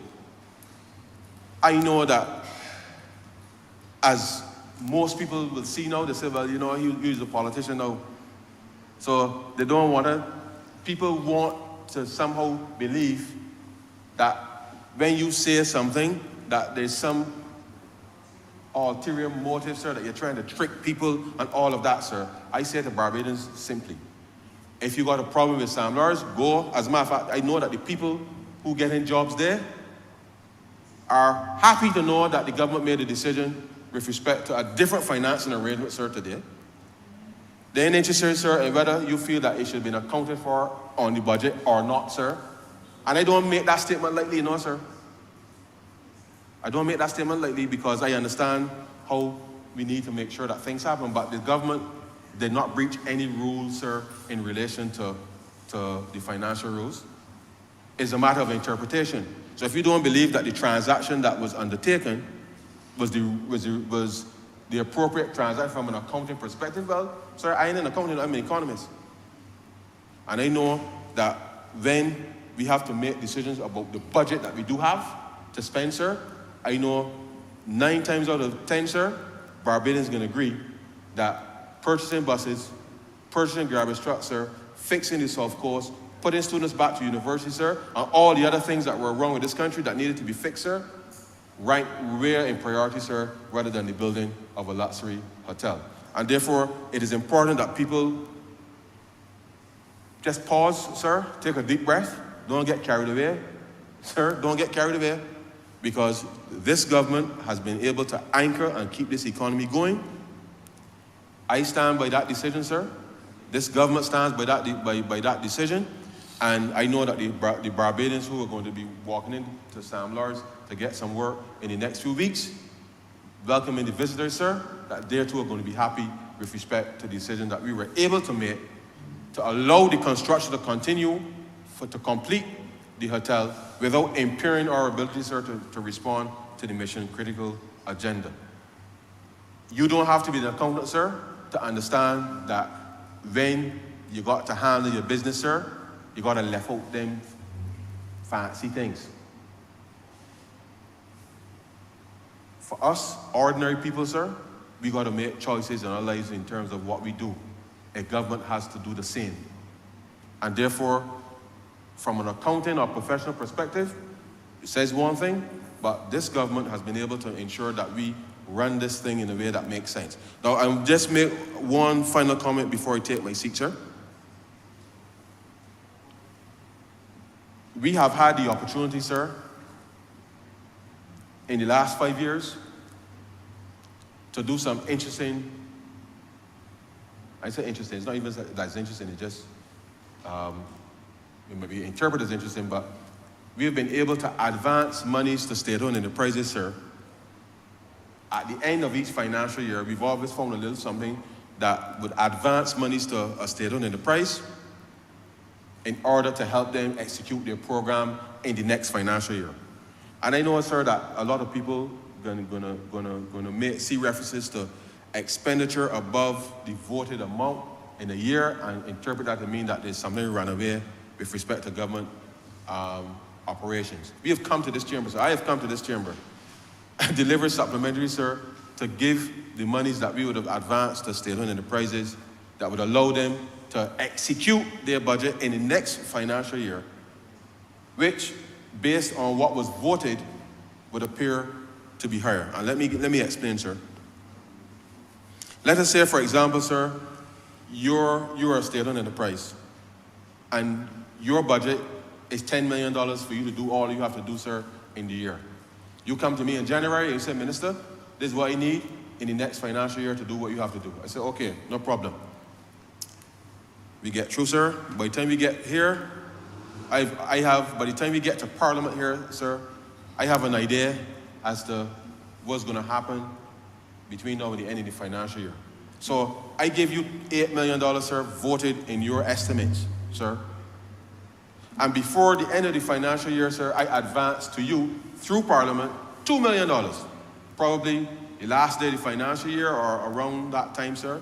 Coming on to the end, as you well aware, sir, we will come here and vote supplementaries on the 26th or the 27th, sir, or sometime around there, sir, to give you the $2 million, which would add to the 8, sir, that is voted for, to allow you to execute the $10 million in expenditure in the next financial year. So when you spend the money, sir, it looks as if you have spent more money than was voted in the year. No, that ain't happened by magic, sir. That ain't happened by magic. That is the government looking at its finances, recognizing that whether the revenue performance is slightly better than you anticipated, sir, or expenditures slightly lagged in certain areas, or there were savings come about from things happening more efficiently in government, sir. So if you have savings, sir, it means you have a little space to be able to reallocate the resources so as to not allow the monies to lapse, and you still meet your targets as we identified, sir, under the fund program. So I would like Barbadians to appreciate and understand that I know that it's not something that people are particularly, whether they care about it, but it is the impression that is given, sir, is the impression that is given that somehow entities spending money over the voted amount. Because for state-owned enterprises, sir, money don't lapse, unlike in central government. So I'm able to give you $2 million this year for next year. And therefore tell you, well, Skipper, the $10 million that you asked me for next year, I can vote you 8 by giving you 2, still by voting Parliament, you know, sir, but that money is earmarked for next year for you to execute your program. So you get all the money that you asked me for, it's just that I give you it, sir, in a way that allows me to control the budget and to be able to do things a little more proactively. Now, the truth is, sir, I know that for a lot of persons who may support the Democratic Party, they're unfamiliar with that kind of approach. But the reality is, sir, that this is how good governance works. So if I can give you something in advance and reallocate the resources that I would have voted for you, the $2 million for you, I could give somebody else to do their program, sir. And therefore, that is what has allowed this government to be able to be nimble and to respond in a way, sir, that makes sense. Now, the truth is, sir, I have spoken on this for far longer than I had intended, But I thought it was important, sir, that the country gets to understand that the choices that the government makes in relation to financing, sir, is critical in the context of what we are doing with the Development Bank for Latin America and the Caribbean. Is equally important as we increase our shares within the institution. It truly is a partnership that we believe will redound to the benefit of Barbadians, sir, and therefore I am happy to support this resolution. I want to say to Barbadians, ask your questions. I will answer them. But when you get the answer, sir, then you need to make a decision whether or not the government is doing what it's supposed to do in the way that it's supposed to be done in order to make sure that your life, sir, and your constituents and everybody in the country, sir, whether or not the government is delivering on the mandate that it said that it would deliver. I believe, sir, that whilst we have still a lot of work to do within the context of the Treasury and the overall government accounting service in the way that things are done and modernized and digitized and trying to get everybody to move quickly, sir.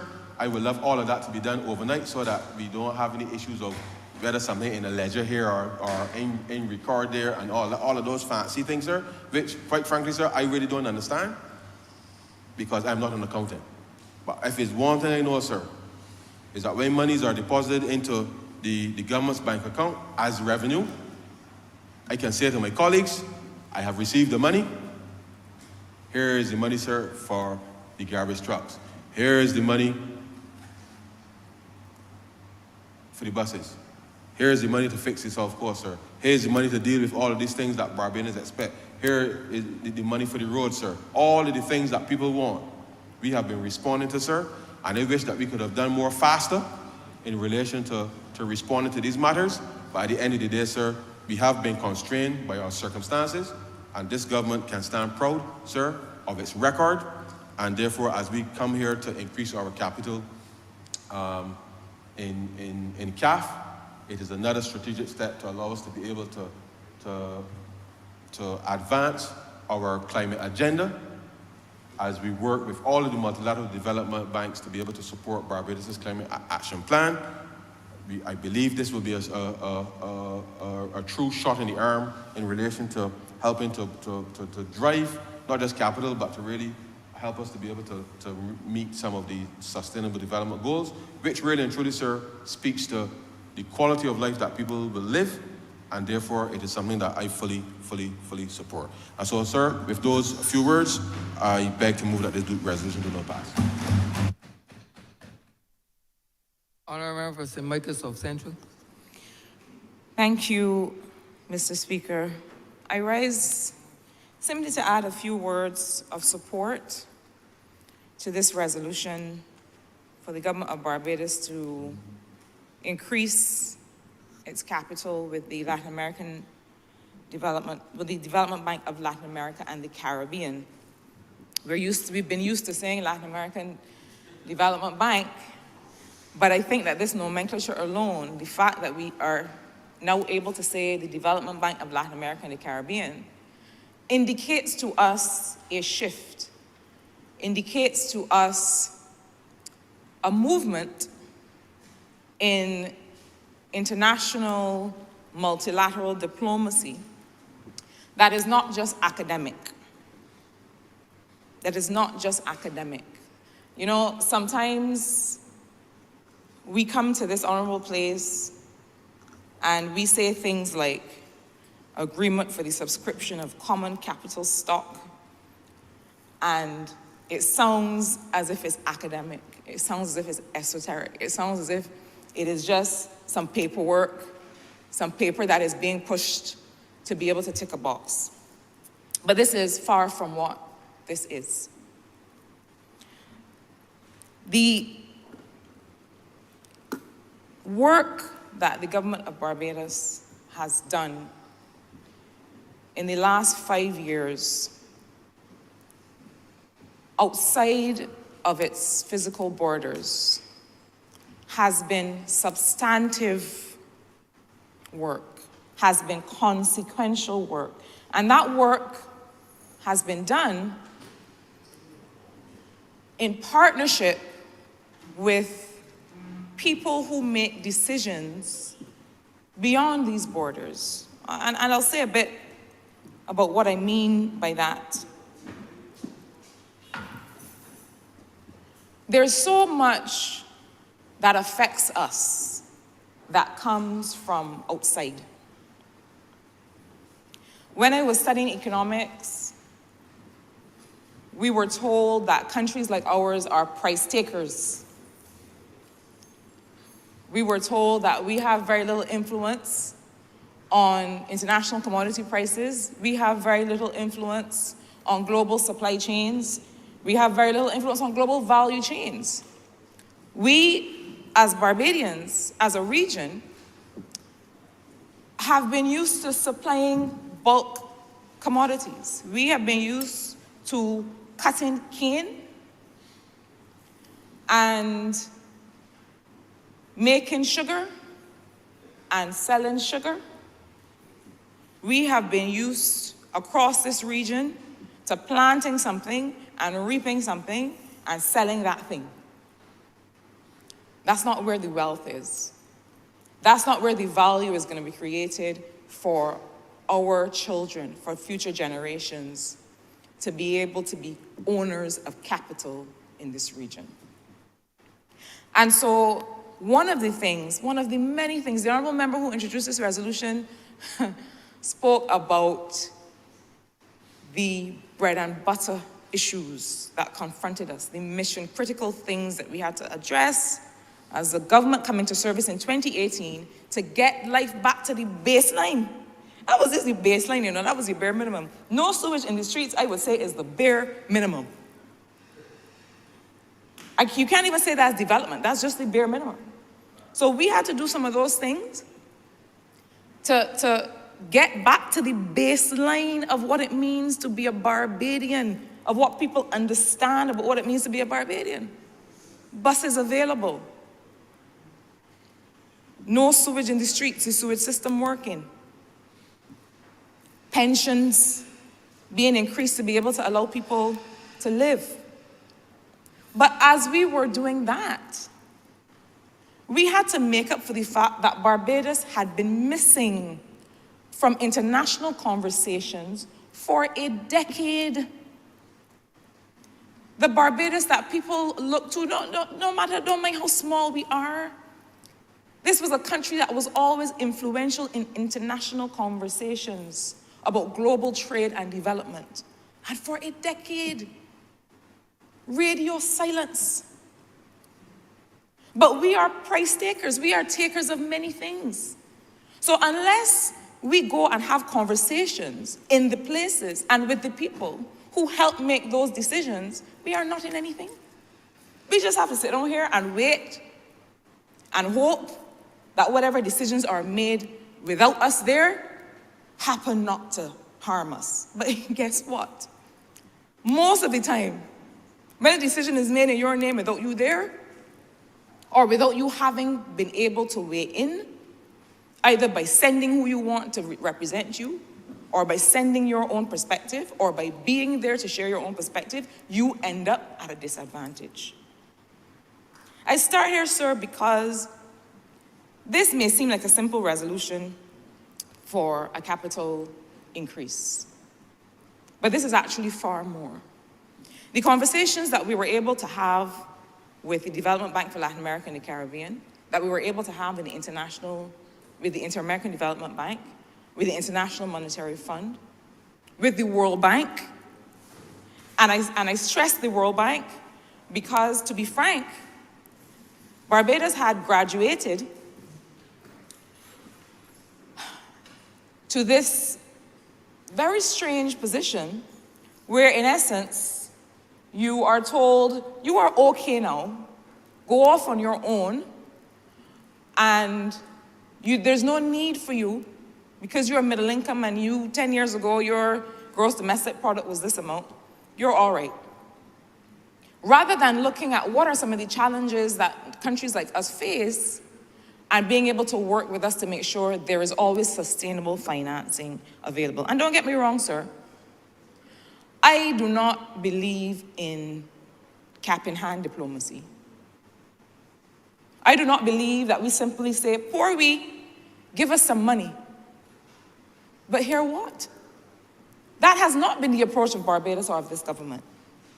The approach of this government and of the Honourable Member for St. Michael Northeast, the Honourable Prime Minister, and the team of people who have been having these conversations, the approach has been, actually, we know what is wrong with the international economic system because we've experienced it.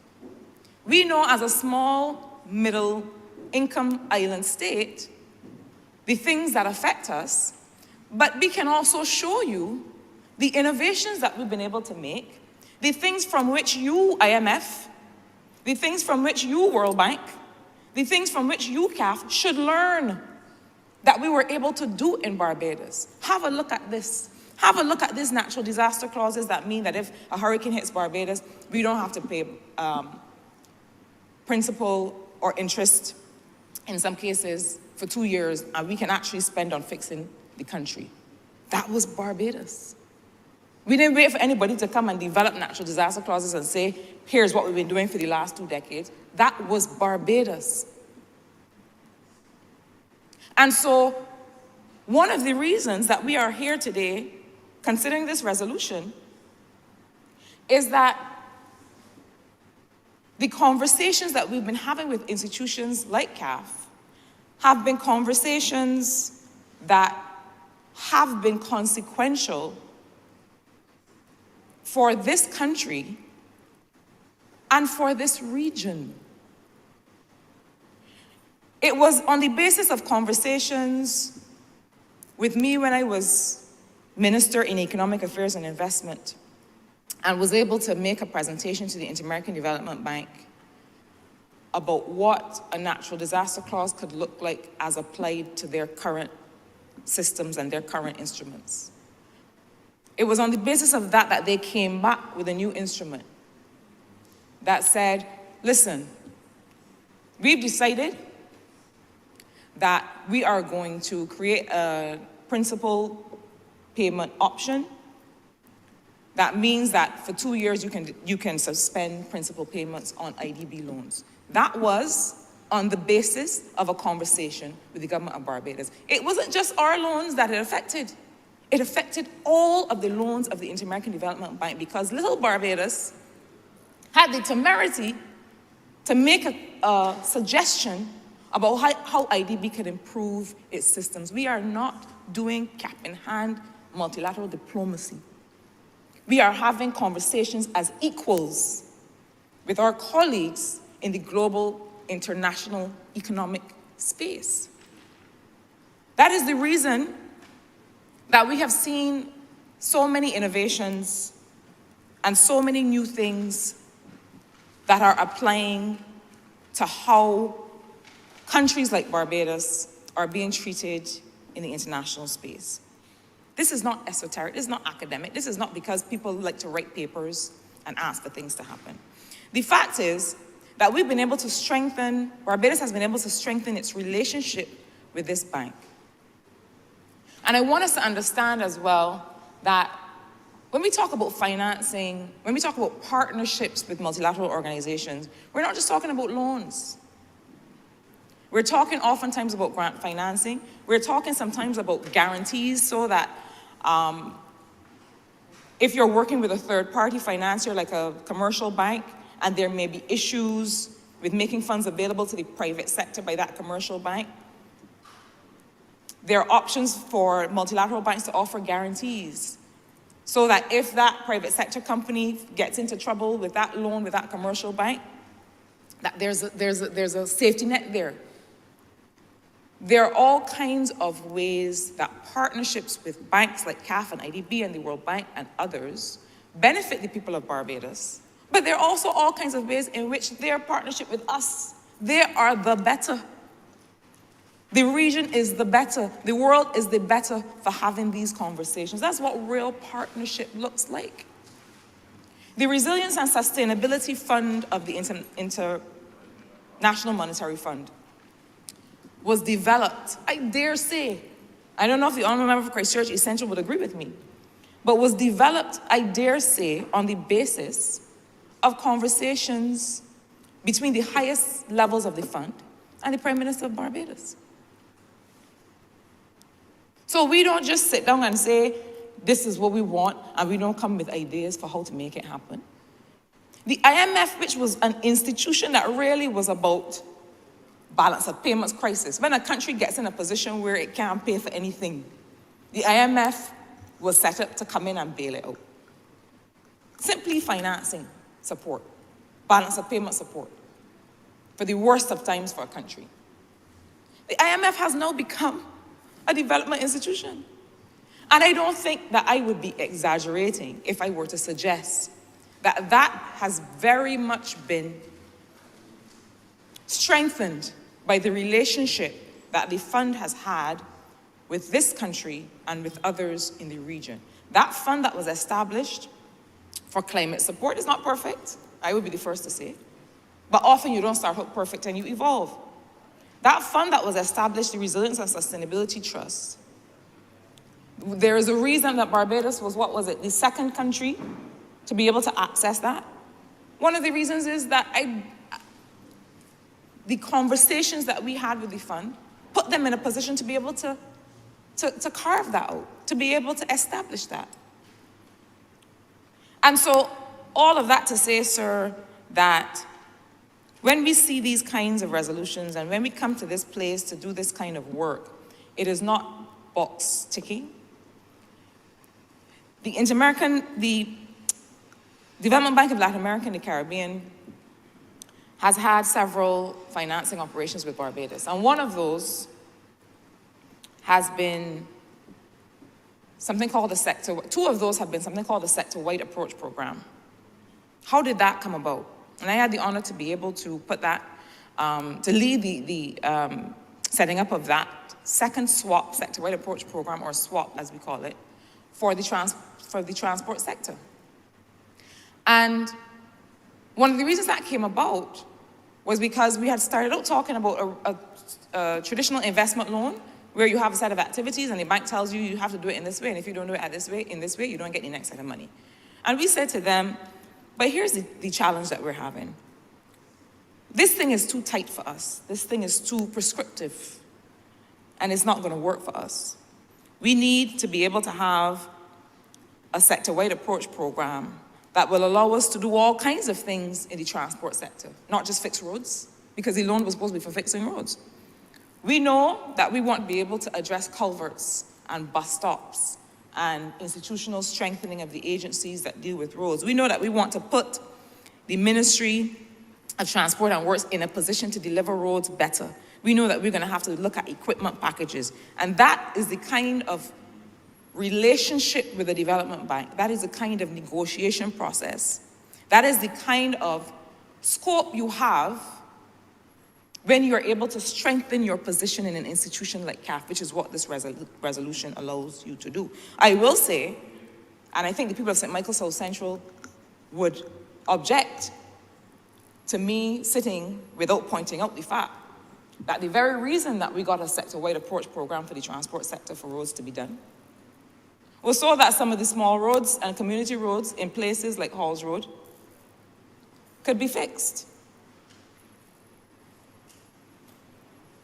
And I make the point repeatedly that urban communities, you know, we see that highways and you know, without prejudice to the works that are going on the East Coast, which need to be done, but you're talking about many kilometers of road in comparison to some of these urban roads where, Mr. Speaker, I don't need to tell you, of all people, where housing is tight, houses are close together, parking for those who have been able to see a way to afford and own a vehicle is almost impossible. The situation feels hectic. As our Jamaican sisters and brothers say, it feels hectic in some of these urban communities. If you could ease that feeling in these tiny roads that would give you such value for money, because you're not talking about kilometers and kilometers and miles of road. You're talking about small roads like Roberts Gap and Chase Gap and Train Line Road and Marlhole Road, where many, many, many people live.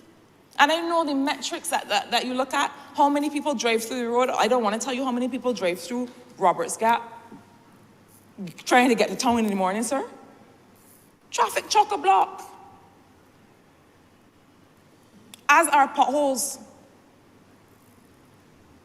And I only say that to make the point that the reason that we build in this flexibility into instruments like the sector-wide approach program for transport, the reason that I, as a member for St. Michael South Central, who also happened to be the minister responsible for this particular area of work,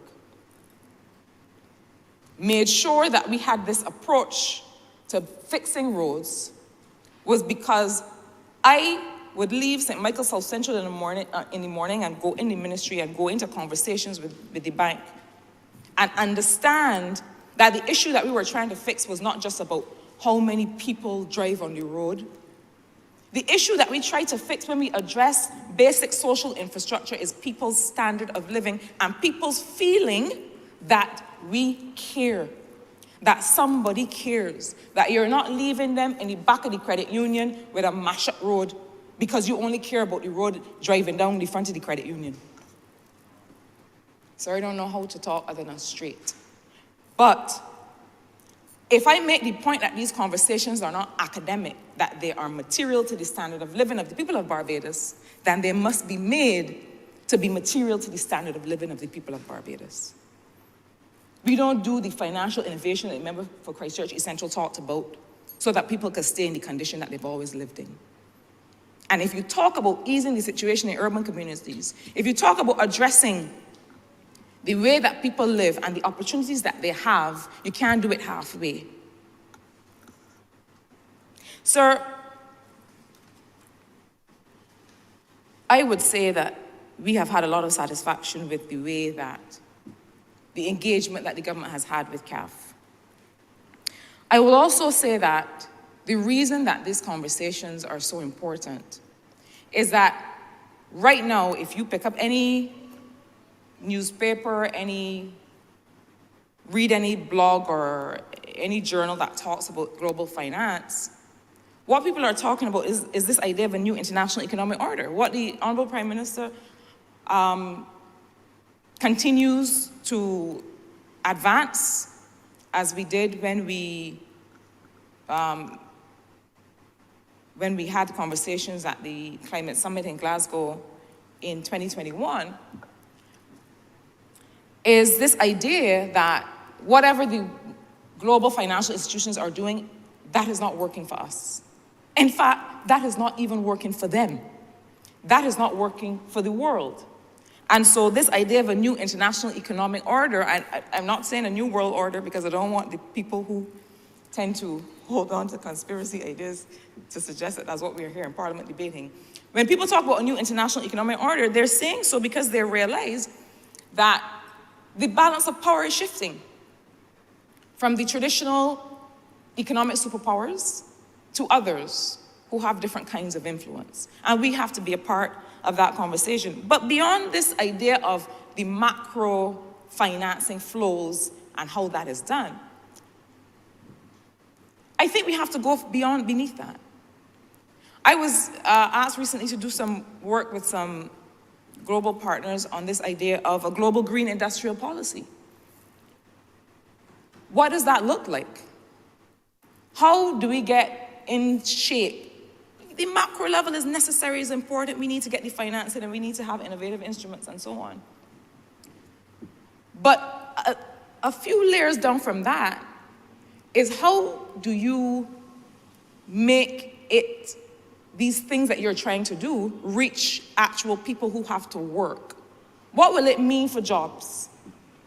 What will it mean for whether we're really ready to completely transition to electric vehicles? What will it mean for whether we can actually get batteries for those electric vehicles when it's time to replace them? What will it mean? How will the global supply chain have to adjust, or how will we have to adjust to it, to make sure that if we do manage to get the batteries for the electric vehicles to replace them, that the cost is not prohibitive? Let's continue to talk about the macro issues of finance, but let us please also talk about the defined work. Let us please also talk about what does this look like on the ground in Barbados, and on the ground in Grenada, on the ground in the Bahamas, and on the ground in St. Lucia. The infrastructure to be able to move to being an energy secure country. And I say that one day after the country was powerless, in more ways than one, to be able to address these issues with its energy, its power supply, and availability of energy. And this is not just about reducing dependence on fossil fuels so that less is paid out of the treasury. This is also about energy independence, so that if I am able to have solar PV or some other form of energy, that I can materially benefit, so that issues of distribution are not also monopolized. What does an industrial policy for Barbados, or for the region, that takes into account this need to have this green transition, what does it look like materially? Will it really create jobs? Or do we have to look elsewhere for these jobs? And so these are the conversations that partnerships with institutions like CAF allow us to have. But just like we initiated the conversations on the macro financial issues, we have to initiate the conversation on this. We have to be able to say clearly where we stand on some of these energy issues, the nuts and bolts of it, not the big high-level plans. And that is what I hope is the next step of this conversation on global policy. Sir, as I close, I want to pick up on a point that was made by the Honourable Member who so ably introduced this resolution. On the matter of accountability and how we handle accountability. On the matter of how people feel about their government. The Honourable Member is perfectly right that often, and this has been my experience, things are presented, and I make reference specifically to the Auditor General's report. The nature of the report, the way it is structured, the way we are accustomed to having it presented, is that it is quite factual. And so it does not allow too much for nuance. It does not allow too much for one to be able to say, well, this wasn't in column 7, but it was actually in column 8. It doesn't allow for that. The responsible thing to do, I believe, would be to report beyond the facts. Would be to say, we have found this discrepancy on the left. And when we consult with the agency on the right, we realize that the reason for this discrepancy is so and so. And for a long time, we've been saying, and I can't speak to how it has worked in the last year on the inside of the government machinery, but for some time we have said, if there are some discrepancies that are accounting issues, let us understand why. Let us understand whether this thing really was in column 8. It should have been in column 7, but you know, for goodness sake, that it was in column 8. Can you reflect that in the report? And so there's some of that happening. And I say that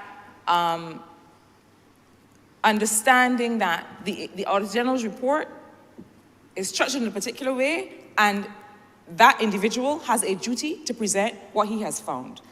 When I was minister responsible for the Barbados Statistical for the BSS, the organization that handles statistics, Barbados Statistical Service. One of the things I often used to say to members of the team there was, you can't just come and say unemployment is. You can't just come and say this is how prices have changed. This is the consumer price index.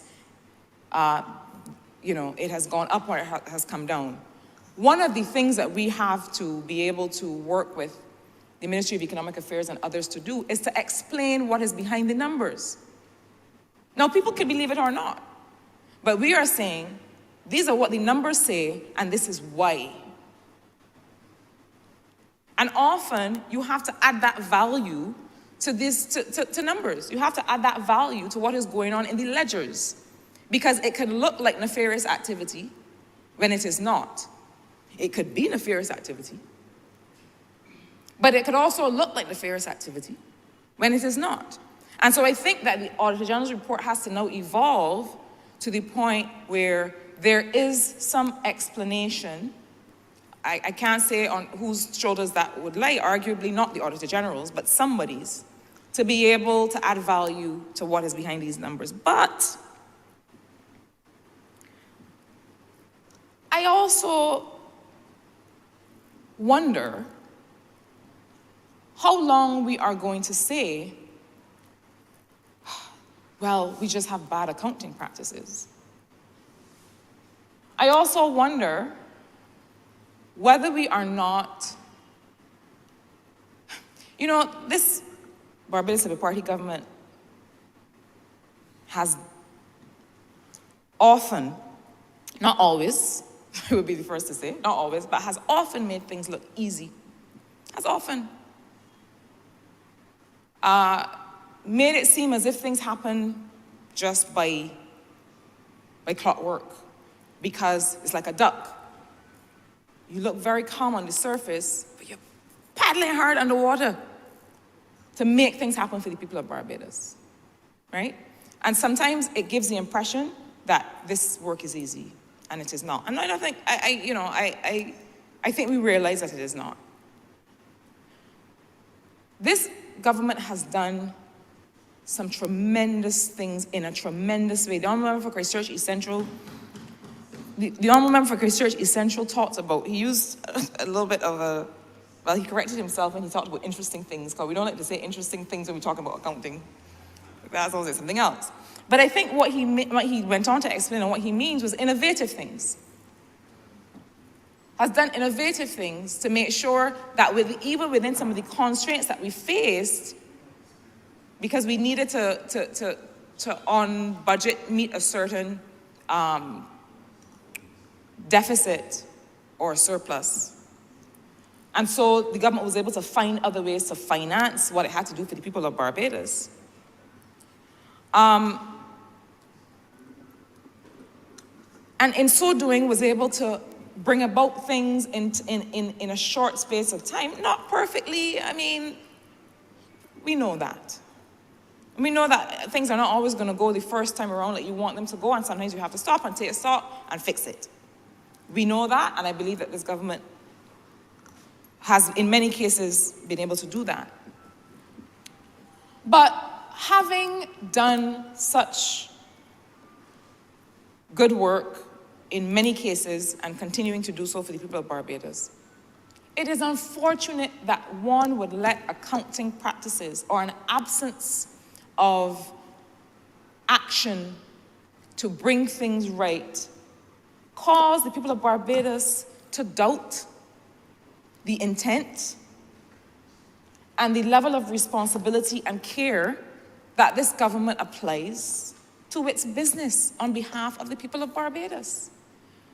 Put simply, what I'm trying to say is, this government has done too much, too well, to continue to lean on the crutch of quote-unquote poor accounting practices. We undermine ourselves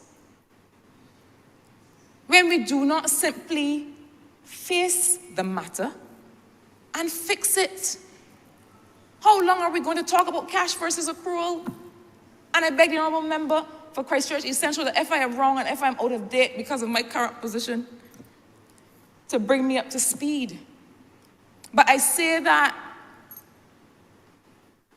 honestly from a place of disappointment, because this government has been able to achieve both here domestically and globally so much.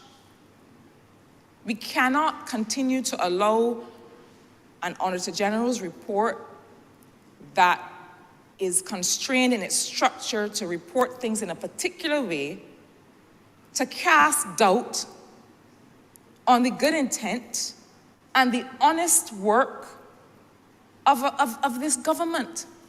A government that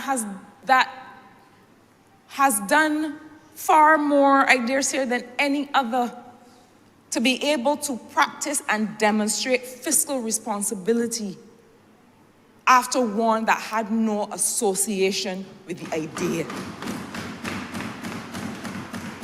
It is time to be able to put this behind us and to say we are putting the resources. I'm sure the honourable member could go to the same CAF to get the technical assistance and to get the expertise. We are putting the resources into fixing whatever is stopping us from being able to truly represent what the government of Barbados is doing. All the innovation, the fact that we're being able to crowd in more private finance to do the things that are going to benefit people and give them jobs like the ones at Sam Lord's. Let us deal with this situation once and for all. I find it personally and professionally frustrating, because the same people with whom we sit around these tables globally are seeing those reports. They're not knowing, they don't understand, or they might not read between the lines to understand that it was in column 8 when it was supposed to be in column 7. Let us do the work to make sure that we are not just doing the right things as we are, but we are seen to be and proven to be doing the right things in the way that they need to be done. With those words, sir, I support this resolution, and I thank you for indulging me. Honourable Member for Christchurch East Central. Thank you very much, Mr. Speaker, and I endorse 100% the comments of the Honourable Member for St. Michael's South Central, because it is equally frustrating from where I sit, because we have had a series of conversations with the Office of the Auditor General in relation to some of these accounting and technical matters, and the nuance, if you like, in relation to what is communicated, because the substance of what is there, and I give you a very clear example just to make the point, Mr. Speaker. We've had instances where taxpayers themselves have gone online to pay, for example, they might have wished to pay VAT, and I'm going to make a specific connection to that now in relation to yesterday's disruption. But they intended to pay VAT, but inadvertently clicked withholding tax, and they paid. So obviously the money is received, deposited into the bank. But of course, that triggers then a reconciliation process in the back end for both their accountant and the BRA in that instance, which, if you appreciate, sir, that things are happening multiple times, so it's not a single transaction, but multiple transactions that would say that the revenue for VAT, for example, would have been understated, was that for withholding tax, and it, by example, would be overstated. Now, the Revenue Authority has worked tirelessly over the last 5 years to bring all of these systems together to try to see the view of the single taxpayer. And I think we've reached the stage now where we can do that. But it is human error, sir. Nothing malicious at all, but then it creates a ripple, if you like, within the context of the organization, if you have hundreds, if not thousands, of these types of transactions that you then have to reconcile. No excuse, Mr. Speaker, because it equally happens on the inside, where in presenting a cash at a cashier, the cashier may very well click the wrong thing. It goes the wrong place, but the transaction is completed, meaning money is received, the revenue is the revenue, and I've made it clear already, sir, that once the revenue is there and available to spend, we reallocate. The issue of how it is accounted for and which ledger it needs to go to and all of that, sir, is, and as I think as the honourable member said, column H versus 7 versus 8 or whatever in the system, sir. Those things need to be cleaned up, which is why we've been trying to push the digitization of all of these systems in order to minimize any data entry errors, but particularly as it relates to ensuring that any reconciliation is done and between the client, sir, the bank, the BRA, there's a process there, and that checks are involved, sir. That's an even more complicated arrangement in relation to reconciliation. But be that as it may, sir, we have said to the Auditor General and his office that the nature of what is communicated really does matter to people. And whilst we cannot, obviously, the audit office, as you know, sir, reports directly to Parliament and is independent of the government. I see the report, sir, just like everybody else will at the same time. So there's no benefit to me in the process.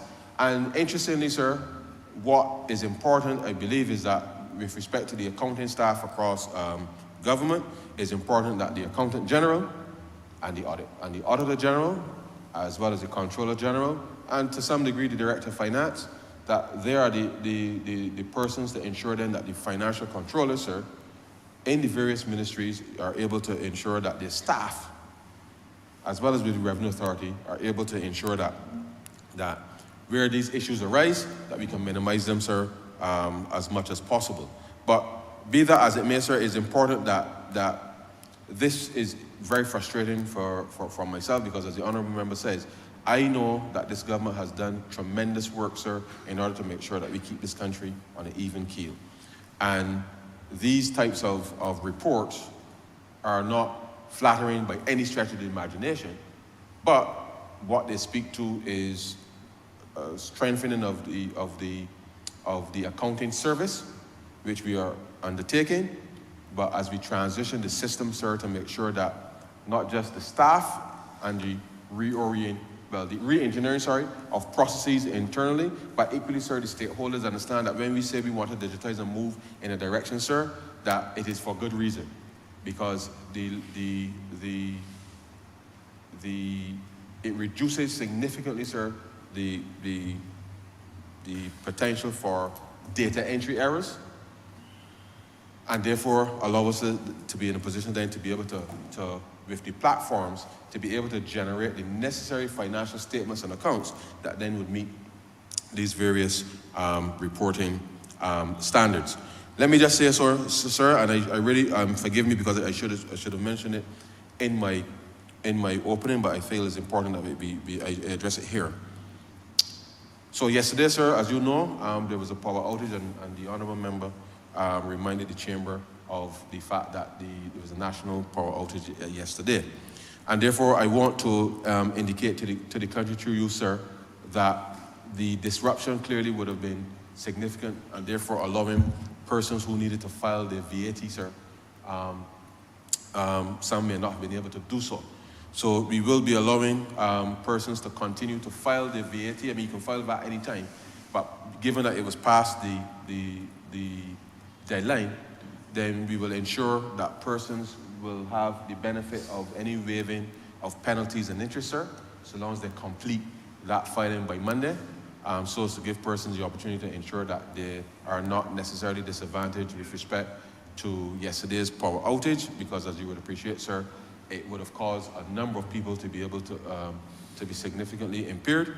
And therefore, I want to say through you to the country, sir, that so long as the business community they're able to continue to file their VAT return by Monday, September 25th, sir, that we will allow for the automatic waiving of penalties and interest that might have accrued between the filing deadline and then, in order to ensure that at least we're able not to have that additional headache, sir, imposed on persons, because of something that was entirely beyond their control.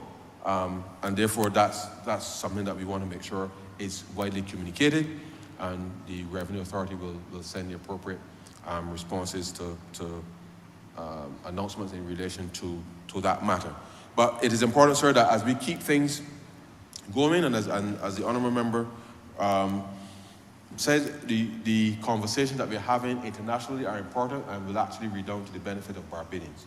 The government, in its execution of the program, as I've signaled to some of my colleagues, we really need to indicate to persons in a much more forceful way how these arrangements are benefiting them directly, in order to ensure that people have at least an appreciation, or at least know that decision A, taken 5 years ago, is now being reflected here now. Or decision B, taken 2 years ago, is now being implemented in this way, such that there's a connection between this thing. Because oftentimes, sir, as you would appreciate, when it's time now for implementation or to open something, people forget all of the work that was taken in the back end, sir, up front, to be able to bring it to that stage.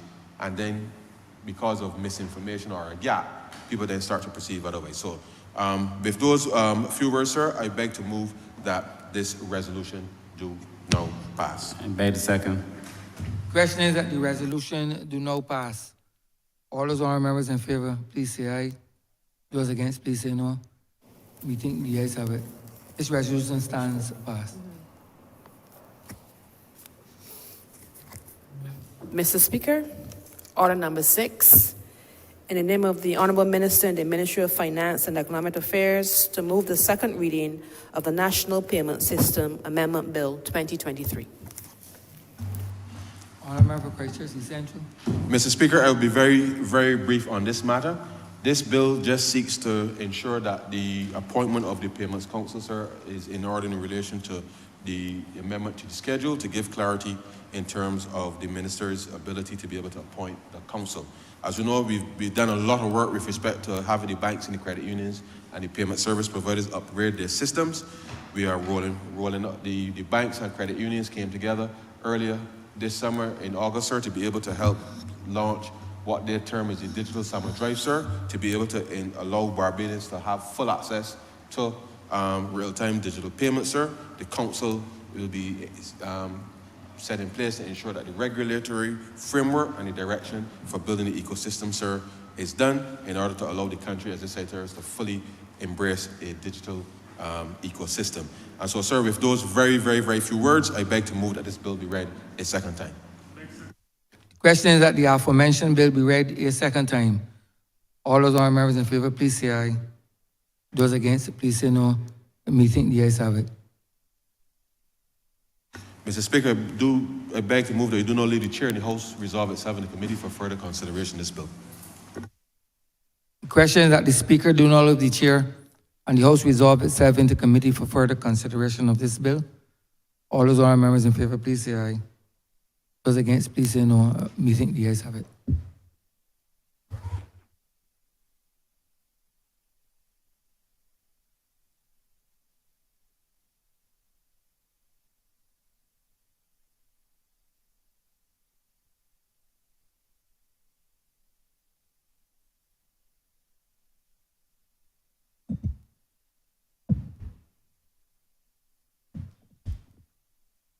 This Honourable House is now in committee. Clause 1. Chair, beg to move that Clause 1 stand part. Question is that Clause 1 stand part. All say aye. Honourable members against? No. Means the ayes have it. Clause 2. Chair, beg Clause 2 stand part. Question is that Clause 2 stand apart. All honourable members in favour, say aye. Honourable members against, say no. Thinks the ayes have it. Chair, beg to move that you do not report as on the Speaker to pass in the one bill in committee. Question is that I do now report under the Speaker the passing of one bill in committee. All honourable members in favour, say aye. All honorable members against, say no. Thinks the ayes have it.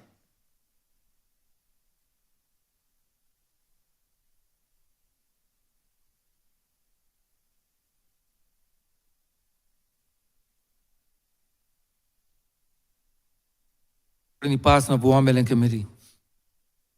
Honourable for Christchurch East Central. Mr. Speaker, I beg to move that this bill be read a third time. Question that the bill be read a third time. All those honourable members in favor, please say aye. Those against, please say no. Think the ayes have it. Mr. Speaker, I beg to move that this bill be now passed and cited as the National Payment Systems Amendment Act 2023. Question that this bill be passed and so cited. All those honourable members in favor, please say aye. Those against, please say no. We think the ayes have it. This bill is passed and so cited. Honourable for St. Joseph. Mr. Speaker, I beg to move that we do now suspend today's sitting for lunch until 2:15. The question is that this honourable chamber be suspended until 2:15 p.m. All those honourable members in favor, please say aye. Those against, please say no. We think the ayes have it. This chamber stands suspended until 2:15 p.m.